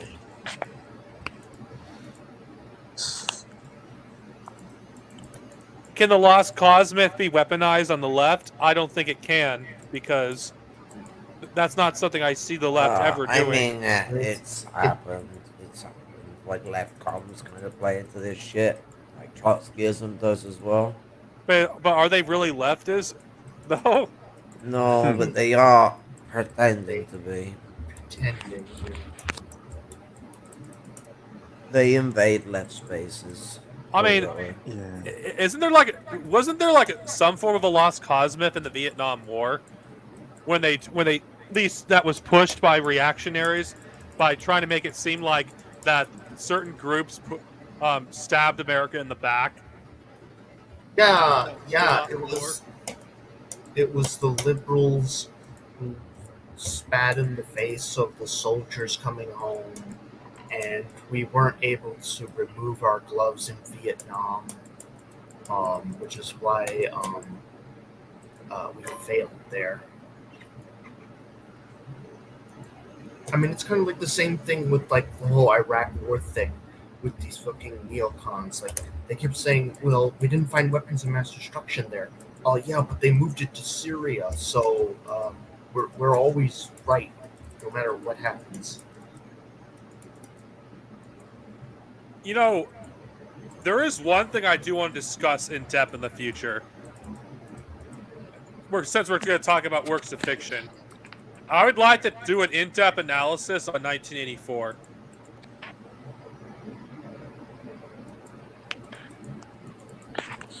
Maybe. I don't think George Orwell is worth trouble. I can do it myself then, but I would like to do it at some point. At least I'd like to get a series off the ground called Reactionary Trash. I want to study Umberto Eco's fascism and the 14 points of fascism. When I review, it'd be a series that'd be fun to do. But anyway, we're going. Reactionary Trash. You're wondering what it is? It'd essentially be all works of literature that are terrible when it comes to entertainment value and stuff that's just boring in general. That's what I call reactionary trash. Would Harry Potter fall into this? Yes, but I'm not rereading that fucking series again. No. I'm not going through almost 900 pages of fucking bullshit. Fuck yeah. No. Are we gonna have to like read Atlas Shrugged or listen to like the audiobook by Glenn Beck or something? Atlas Shrugged is not. Do you have any idea how big my notes would be for Atlas Shrugged if I wrote it? My Star Wars reviews, my Shatterpoint review was like 5 pages worth of notes. Atlas Shrugged would probably be 20 or 30 pages. I will not do Atlas Shrugged unless I do it with a group. I'm not reading that shit by myself. That's 1,000 fucking pages. And the audiobook is like 1,000 fucking pages. Jeez. And the audiobook is like over 50 hours. Jesus fucking Christ. Damn. Now I don't have anything against it. My Himmler audiobook was only like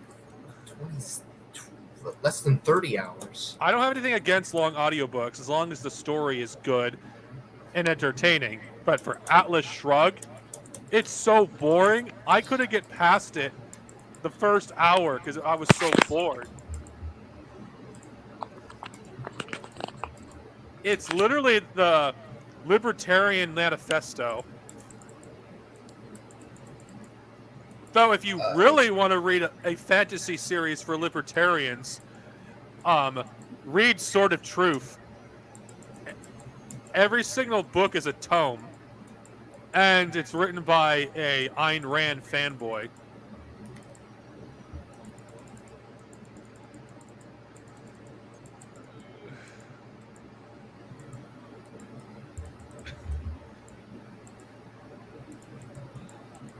Imagine Caleb Moffin being an SS officer.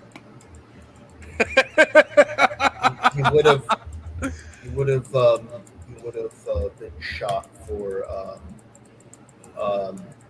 degeneracy, probably. I'm sorry. Oh God. I don't even. I don't know enough about objectivism. I have to read about it before I could say anything about it, because as Mao Zedong said, no investigation, no right to speak, even if it is reactionary idea. That was Vladimir Lenin. Oh, okay, whatever. It's still a principle I stand by. I think it was Lenin. I think it was Mao. Yeah. I swear Mao was just repeating something Lenin said. Now, for those of you here who want to know, Also, no, it is Mao, but also I think it should be no investigation, no authority to speak. People have a right to speak. It's just they don't have a right to dictate, a right to authoritate. Yeah, you have the right to speak, but you haven't. Yeah, there's no investigation, no right to authoritate.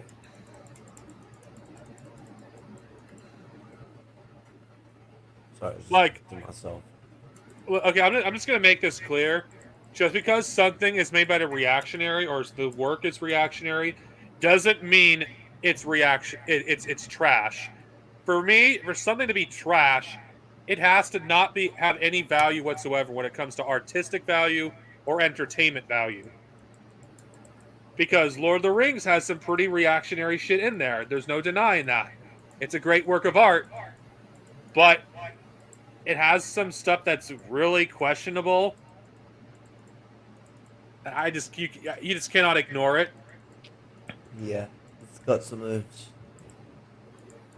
Same thing with C.W. Lewis as well. Like, to me, artistic value is one thing that I judge if it's trash. If it has no artistic value, then it's trash. If it has artistic value, even if it has reactionary stuff or is reactionary, I don't know. I have to probably revisit this later because there's some works I have to revisit that might fall into that category. Like Death Note, as an example.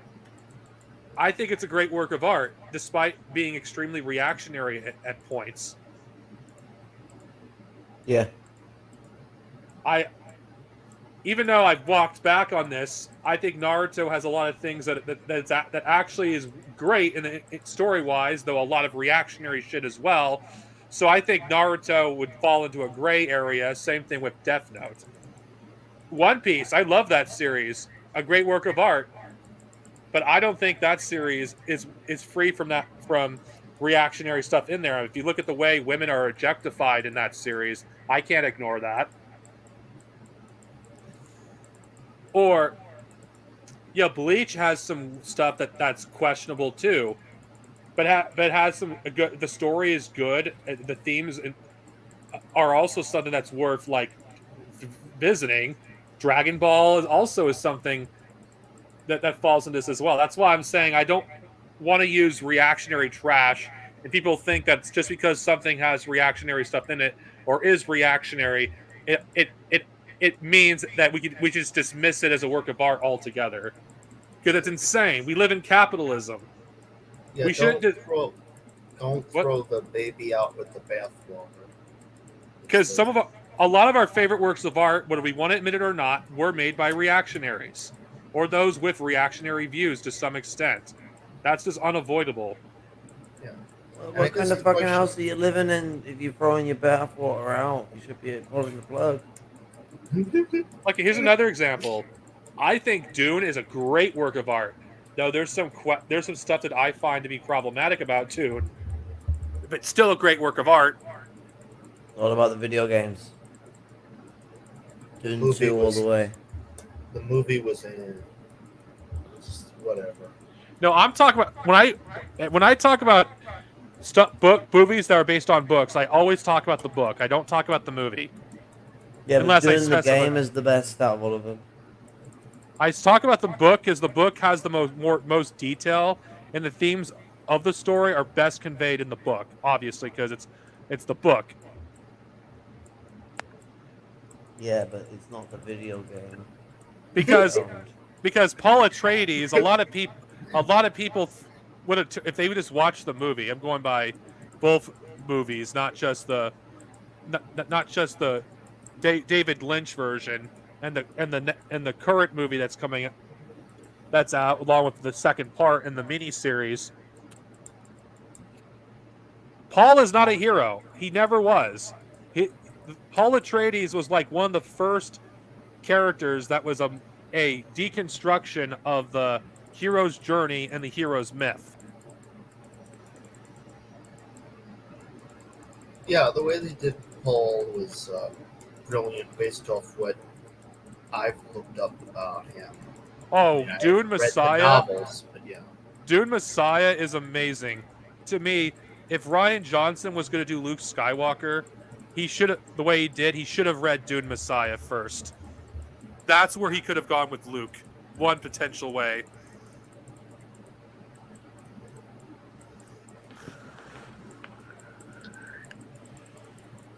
Yeah, I think at the end of the day, all these cultural things, I mean, at the end of the day, like us speculating on, okay, what's going to exist under socialism and this and that. And the question is, I mean, I can't even think right now. It's going to have to be decided by, the people at the time, The people what we're going to keep, what. The people that will come after us, essentially. Well, I mean, I'm pretty certain by the time I'm old, we're either living in socialism, not communism, socialism, or we're all dead. Yeah, like it's coming, and the socialist revolution is happening in the next 10 to 50 years. Oh, we're all dead. Yeah, my goal is not to It's all over. Miami. My goal is to see my children and grandchildren live in a future that isn't a fucking dystopian, fucking nuclear hellscape, basically. If I have kids, Jesus Christ. I don't even know if I'll have kids, not because I don't want to, it's because I have to meet the right person.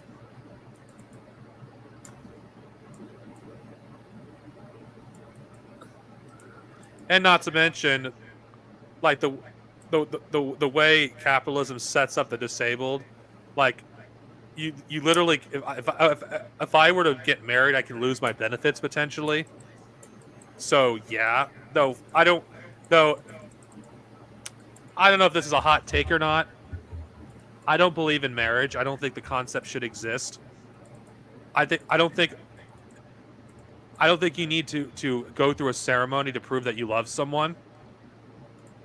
Because look how many relationships end in divorce. Like it's a fairy tale to assume like if you marry someone, you're gonna stay married to them until the end of your lives. That's not what happens most of the time. I believe in complete and total freedom for all individuals involved. And I'll be brief, but it has happened in my family. I mean, it does happen where they do live together for literally until they're dead. It's just, that to me is ideal. Sometimes there's that is ideal. It does happen. It's just, sometimes there's more to it than that. Let's just say I can't get into it because of family issues, but there's more to it than meets the eye. I know relationships are complicated. It's just I'd have to meet the right person, and I haven't met them yet. So I haven't even thought about it. Also, it doesn't help too that in our eugenic society they don't seem to care too much about people on the autistic spectrum finding relationships. Because honestly, I thought I was never going to have sex in my entire life until I was like 26 when I lost my virginity. But that's a I whole don't different other story. I don't even think it should even matter, honestly. Well, you know how our society is. A one-night stand has no appeal to me.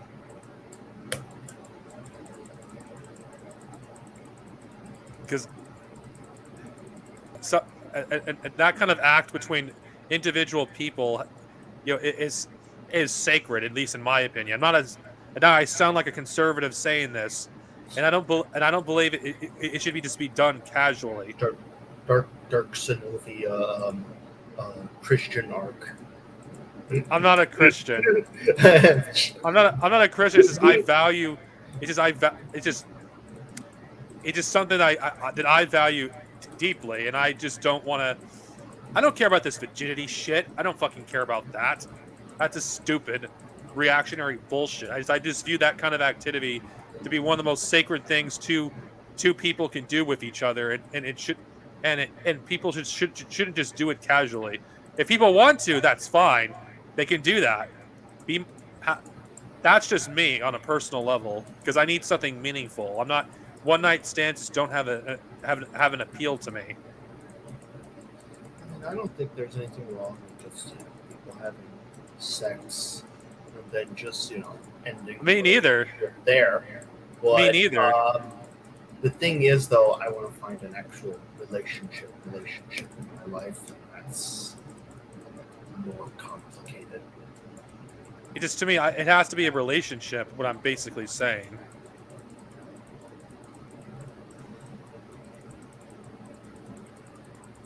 Man, this is getting deep at the end of this. I mean, fucking Christ.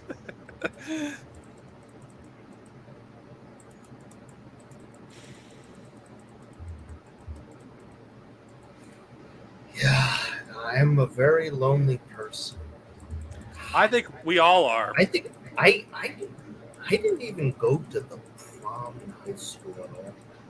I didn't even have a girlfriend growing up in high school. I hated high school, so I didn't care.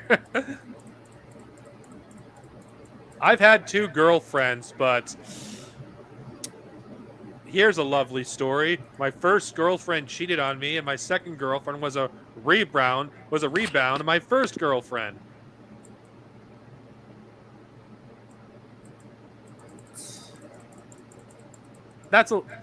And what makes it even worse? I can laugh about it now. She cheated on me with this one guy who cheated on my second girlfriend who dated me, so she could get him jealous. Well, that is really pathetic. Yeah, it's fucked up. Even though I treated her better than he did.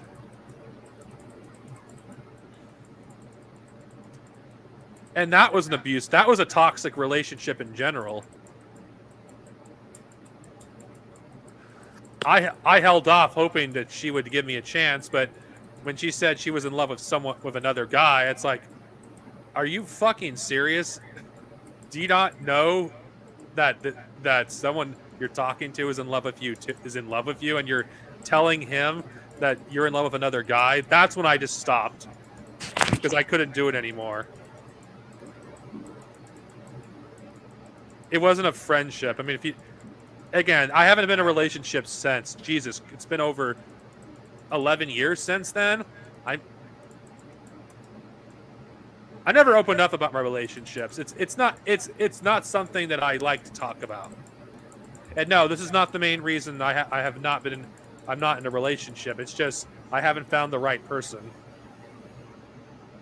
And I don't think I was in the best mental state to find one anyway. I was kind of I was way too reactionary back then. I didn't respect women, at least like I do today. So that's why I think today I would be if I had found the right person. There was one woman at my that I almost pursued a relationship with, but I stopped because I thought, it's better that we just stay friends. It's not a good idea. She doesn't see me that way. I'm not repeating the same mistake again.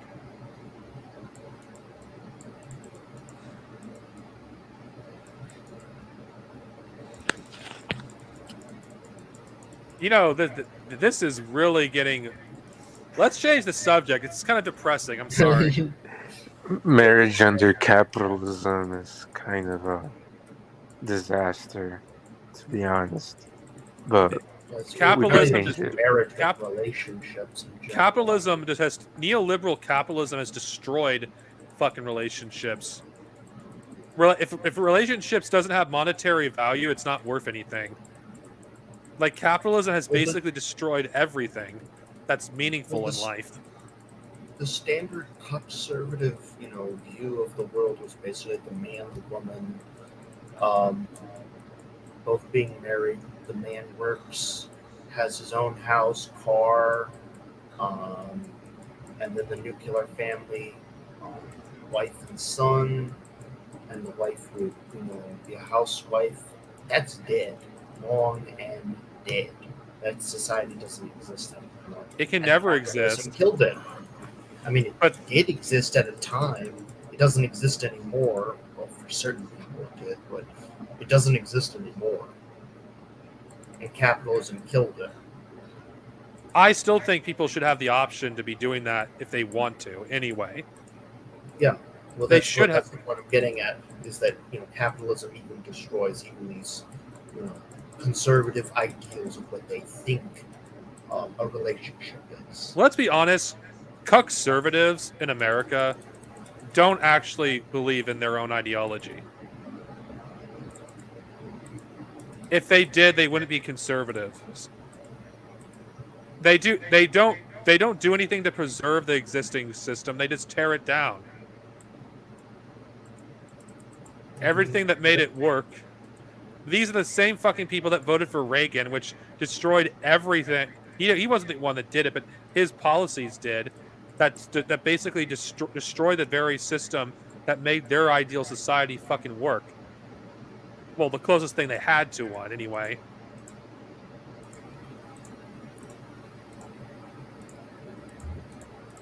Not to mention these same conservatives in America, they will fucking make fun of people or ridicule people for living with their parents, despite most of the fucking planet are multi-generational households. Yeah, and that was the norm in America too, and it's becoming the norm again as capitalism once again destroys fucking everything in society. Well, why do you think they make it so difficult for families to live together? Because if families were to live together, there'd be less people paying rent. Well, you know what I mean. Not less people. You'd have people with more disposable income, and you wouldn't have as many people living in these fucking overpriced houses. Yeah, it's just fucking this capitalist mindset. Everybody fucking needs their own house. Everybody needs a roof over their head. They don't necessarily need their own house if they need their own house, but fucking families should, if they want to be. Capitalism is just fucked. I really hate. I've lived with my family for like 31 years now, so I'm not really complaining myself. What's really fucked is when my mom was homeless, I was forced to put myself in danger financially because I couldn't just let her rot in the street. And I was almost kicked out of my place I lived at the time. Because you love your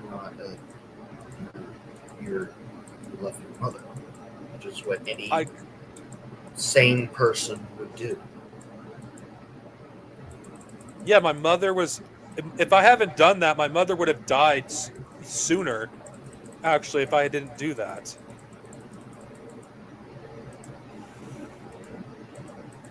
In fact, They call me crazy, but I felt like I've heard my grandmother scream at me to help my mom when I actually. That's probably that was probably one of the few. I sound crazy saying that, but it was disgusting. It's like and this is one thing I hate about reactionaries. They assume that people who become communists do it because they are lazy. No, we live in the majority lumpen proletarian communists.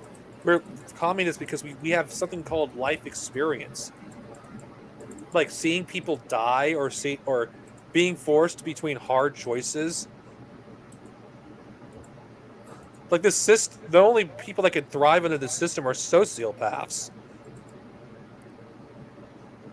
You have to be a sociopath, which, in general, to truly thrive. Like, capitalism doesn't respect artists. They don't respect art. Like people like Thomas Sowell have nothing but contempt for people that go to college for the arts. It's like, what the fuck do you think makes society what it is? Like, this hyper capitalistic society has destroyed everything. Science, art, fucking meaningful relationships. Of course, I'm just talking. There's other stuff it obviously has, but I'm talking about the stuff that isn't as obvious to some people. I love art. I think art is important for our society because the health of our civilization is determined the kind of art that's being produced, the kind of art that's allowed to be produced, the kind of art that's popularized. What is and what isn't allowed to be made in terms of art is what shows what kind of society we live in. And the very fact that artists have no value under capitalism, if you can't turn a profit with your art, then your art is worthless.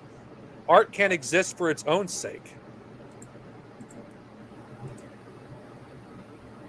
Like the future that is nothing more but a dream as of right now, of automation freeing people to pursue their dreams or pursuing art, like music, paintings, or whatever kind of art people prefer to do. That's being taken from us because of fucking AI. Like I said in the last stream, I don't have an issue with it being used as a tool to assist people with disabilities. I have no issue with that, as long as it doesn't overtake artists as a whole. But that's what the capitalists would use it for. They don't want to pay artists. If they could have it their way, there wouldn't be any artists at all. Yeah. They're anti-human. Or literally use it to replace humans. They fucking hate anything that's human. Art is art, regardless of how flawed many art is, what makes it beautiful is the flaws of it. What makes Well, I mean, what? Well, I mean, it's capitalism in general. I mean, the richer you get, the less human you become. Statistically, over time, we're seeing that with the bourgeoisie. I mean, they're even less human now than they were then. And they see themselves as a different species.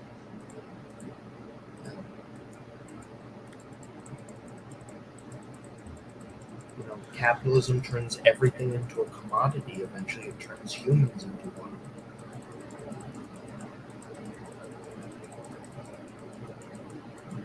It turns people against each other too. Like you don't trust your neighbor, your family. You can't even have a casual conversation because of without it involving something. You can't just simply enjoy life just for the sake of it. You have to, I hate the term earning a living. So earning the right to live. What about people that are unable to work because of physical and mental disabilities? Do they not have a right to fucking live? Or the people that are constantly harping about their views on YouTube. Come on, man, I'm just trying to make a living. Fuck, I get like 500, 600,000 views. You know what? fuck people like Angry Joe. Fuck them. They think they're too good to fucking do things that that most of the fucking most of the rest of us have to fucking do. Oh my god, I can't I can't do a fucking I can't go out and do an actual job. Okay, I have nothing against people who just who want to do reviews. I have nothing against those kind of people, but the fact these middle class fucks expect us to feel sorry for them, fuck them. They're reactionary shitheads that will support fascists, like when things get minorly inconvenient for them. And by minorly inconvenient, it's usually like I can't get a haircut or something like that. Yeah, it's like I did not hate. By the way, I didn't start hating the middle class until I started reading up on them, like automating inequality. Like I just chapter after chapter were examples of how every time there was anything that helped the poor, there was always backlash from the middle class. And that was capitalized by fucking by even though the book was written by a liberal, but you know what I mean. Yeah. It still doesn't change the fact that the people of the middle class just cannot be trusted. I can't. No offense, Gangaros. I mean, no, I understand. You're one of the few exceptions. As an individual, I have no issue with you, but your class, I fucking hate. I hate most people in your class. I don't view you that much different from not you, but the people of your class, any different from the upper middle class or the big bourgeoisie. I just don't see that much of a difference. I mean, the middle class mindset really, hooks you into that conservative liberal framework mindset of, like you're either a liberal or a conservative, and my family just happens to be on the more liberal side. But it's within the capitalist framework, and it's basically just like, some of these programs do benefit the middle class. In fact, oftentimes they overwhelmingly benefit the middle class. It's just, that whole aggrievement process that they sometimes have. It's like, oh, it's not benefiting me enough, or it's benefiting other people more, or something stupid like that. And that's usually the thing. The kind of middle class people I hate the most are the ones that act like they're poor. Yeah. It's like, fuck you. It's like, oh yeah, you can't get as much shit because of this and this reason. I'm lucky. It's like most of us the poor are lucky if they can even get a fucking roof. You get so they fucking eat or pay their fucking rent.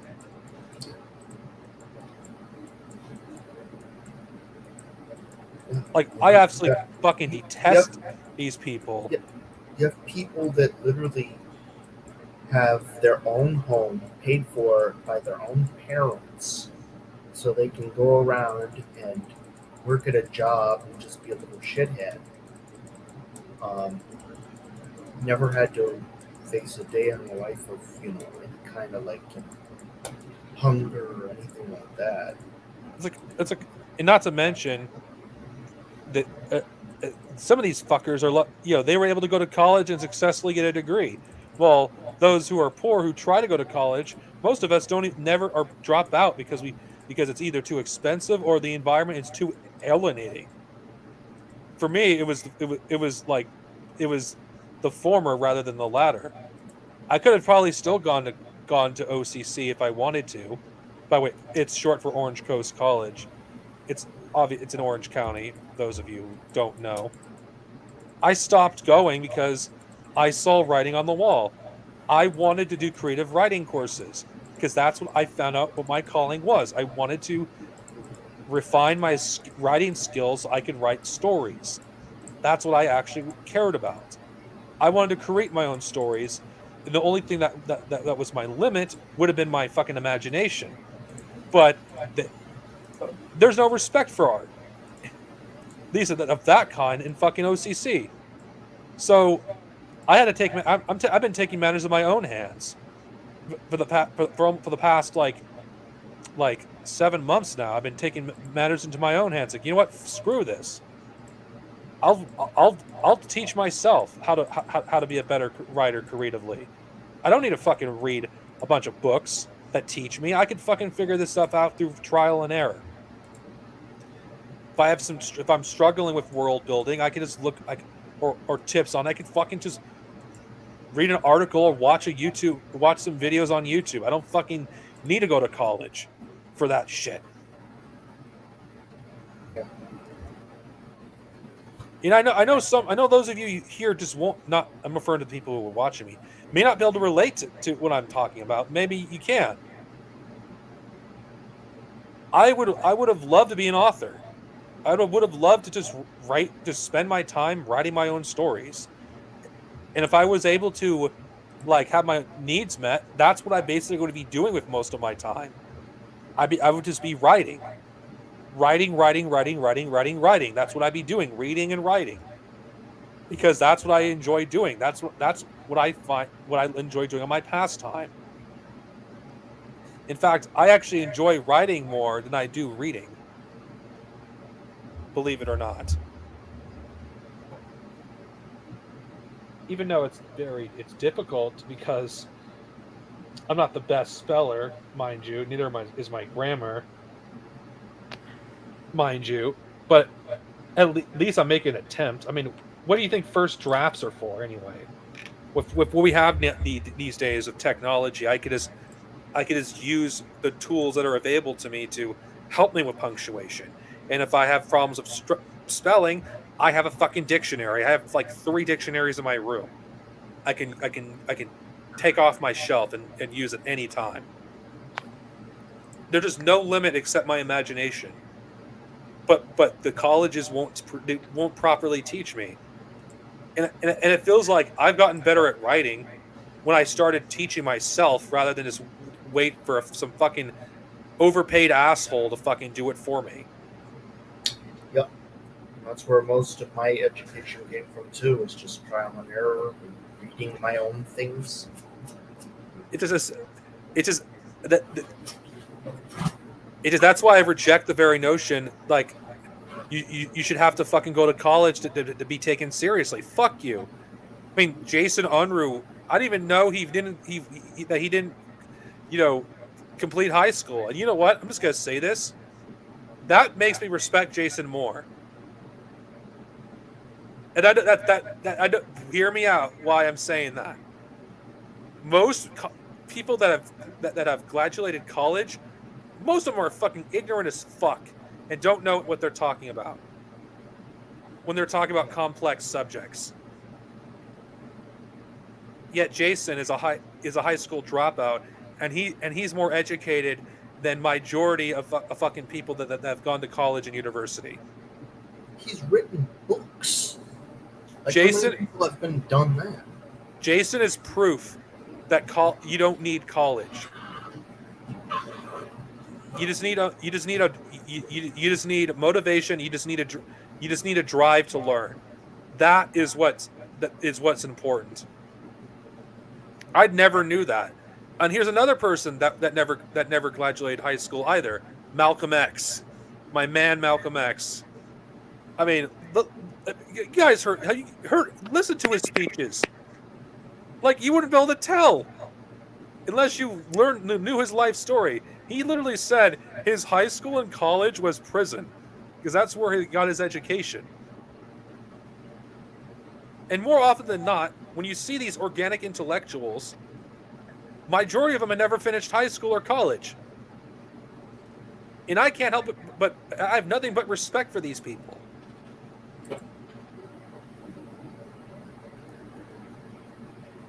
And they proved Gramsci right regarding the organic intellectual.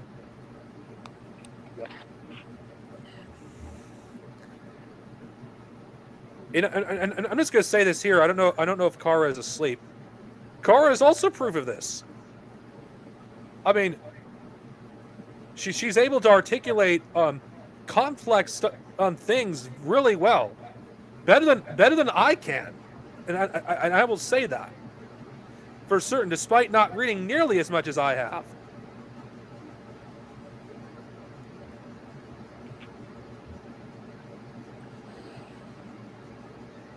And it's bullshit to fucking judge people based on if they graduate high school or college based on their education when they should be judged on their knowledge alone, what they know, how they learned it, and how they applicate their knowledge into the real world. Yeah. And here's the thing too, is that you can graduate college and the best universities ever. I mean, you could be quote unquote smart, whatever that means, and use it for evil. Like the most evil people in America are the people that graduate Harvard, Yale, like all these Ivy League schools. I mean, look at like DeSantis or any of these other rich fucks.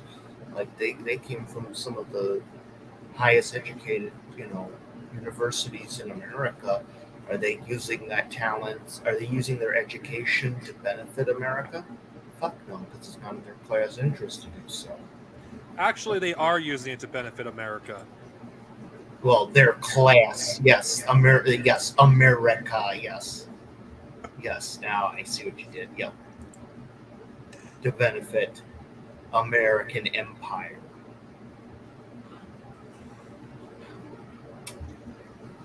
And I hope Jason Unruh watches this segment of the stream, because when I learned that, my respect for him went up immensely. Because I did not know that. And we need more people like that.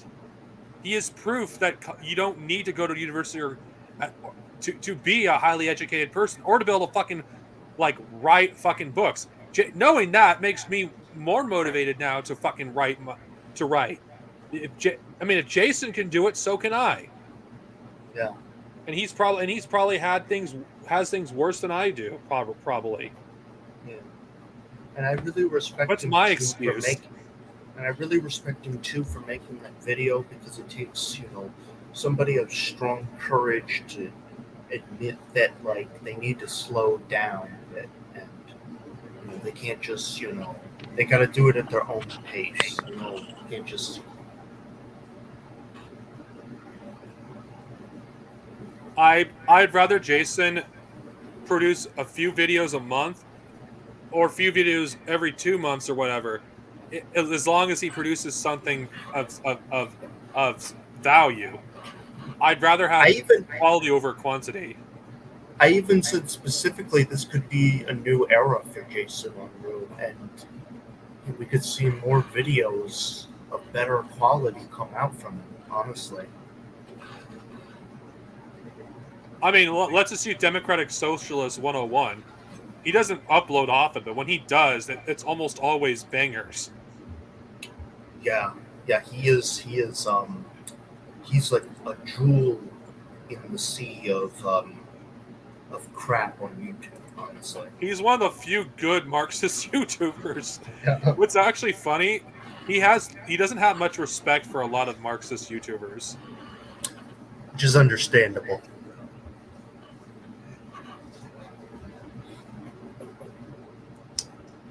I mean, I forgot there's another guy. I forgot his name. He's from Britain, but he actually comments quite frequently on my community tabs, and he doesn't upload often. But I don't know if you watched his videos. I don't know who he is. Who is he?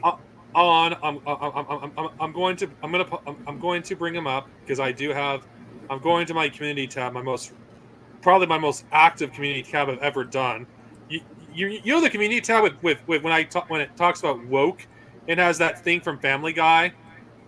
Yeah, with I know what you're talking about. I think that I don't know if he's in that one. So let's see. I'm looking. Oh yeah, this. I'm sorry. I'm just looking because.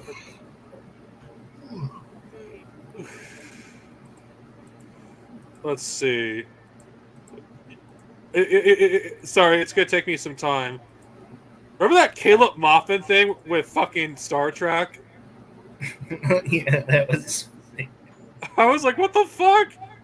It is literally the stupidest shit I've ever read. It's like, wait, what? I know we don't like liberals, but what the fuck?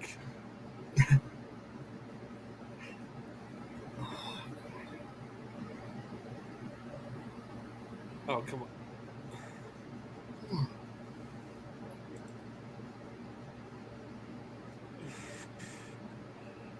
Okay, Comrade. I'm sorry, my phone's cracked. Comrade Ray's, I think that's his name. He doesn't post very often. Like I think he's only done a few videos in the past few years because he's barely active. Like you have a good, you have a good communist YouTuber when they spend less time online but spend more time either working or doing real life work. Yep. Or unless you're Danky, who's lately been dropping banger after banger after banger. I love how much the revisionists just hate Danky. They are so jealous of him. It's crazy. It's like, oh, be. Oh wait, no, let's not. Dialectics Unhinged says, "Oh, he used to be so based."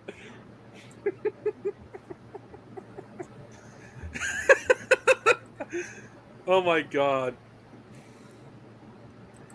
I know I shouldn't mock his channel as much as I do, but I can't help it. I get a question. What the fuck is that idiot doing nowadays? Oh, who knows? I don't even care anymore. I'm sorry, I had to make fun of him. Okay, that's his name, by the way. That's the comrade I was referring to. Okay.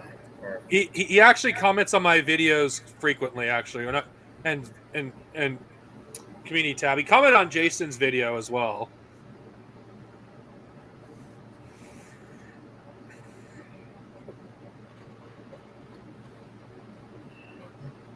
Man, we've been going on for 4 hours. Impressive. Most impressive. I think that's pretty good because I'm literally about ready to hit the hay myself. I was about to say closing comments for everyone that isn't basically passed out. Is Noob awake? I think you and I are the only people that are awake. Sorry to bore everybody to sleep. Anyway.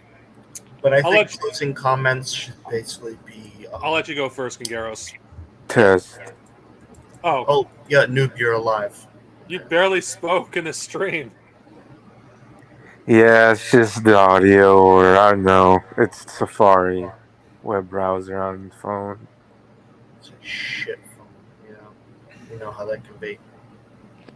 Yeah. But yeah, I was saying a few comments, but I figured it wasn't going through because of the... I don't know. I had to go in the settings again. You know, yeah. Someone give me a thing for OBS because I'm gonna try that next time. I'm gonna look into it, but yeah. My closing statement is basically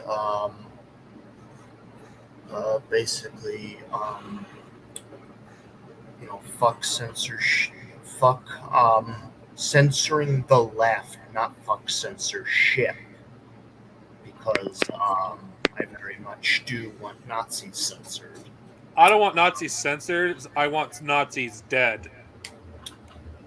And that. That's the most effective form of censorship. But, and if YouTube takes me, if this is inciting violence against Nazis, fuck you. I don't care. You're engaging in hate speech against Nazis.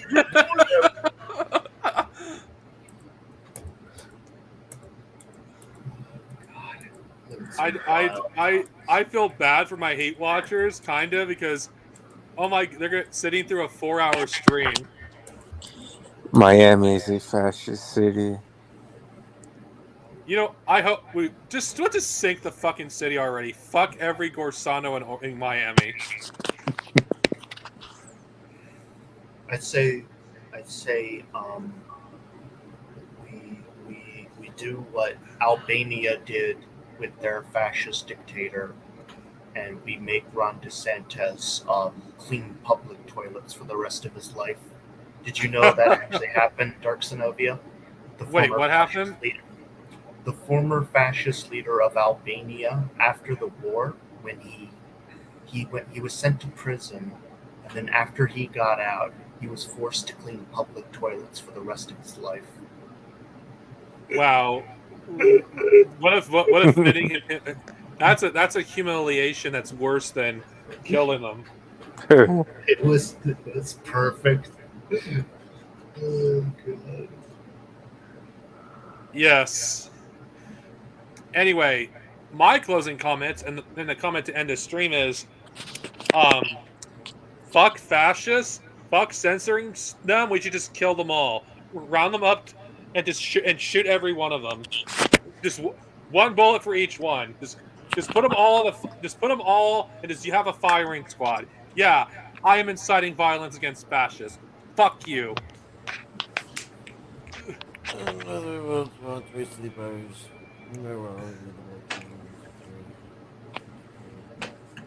Oh. Good final comments. And red salute everyone, and hopefully this doesn't get taken down, but if it does, you know why. Fuck fascism. Fuck fascists. Fuck fascism. Death to fascists.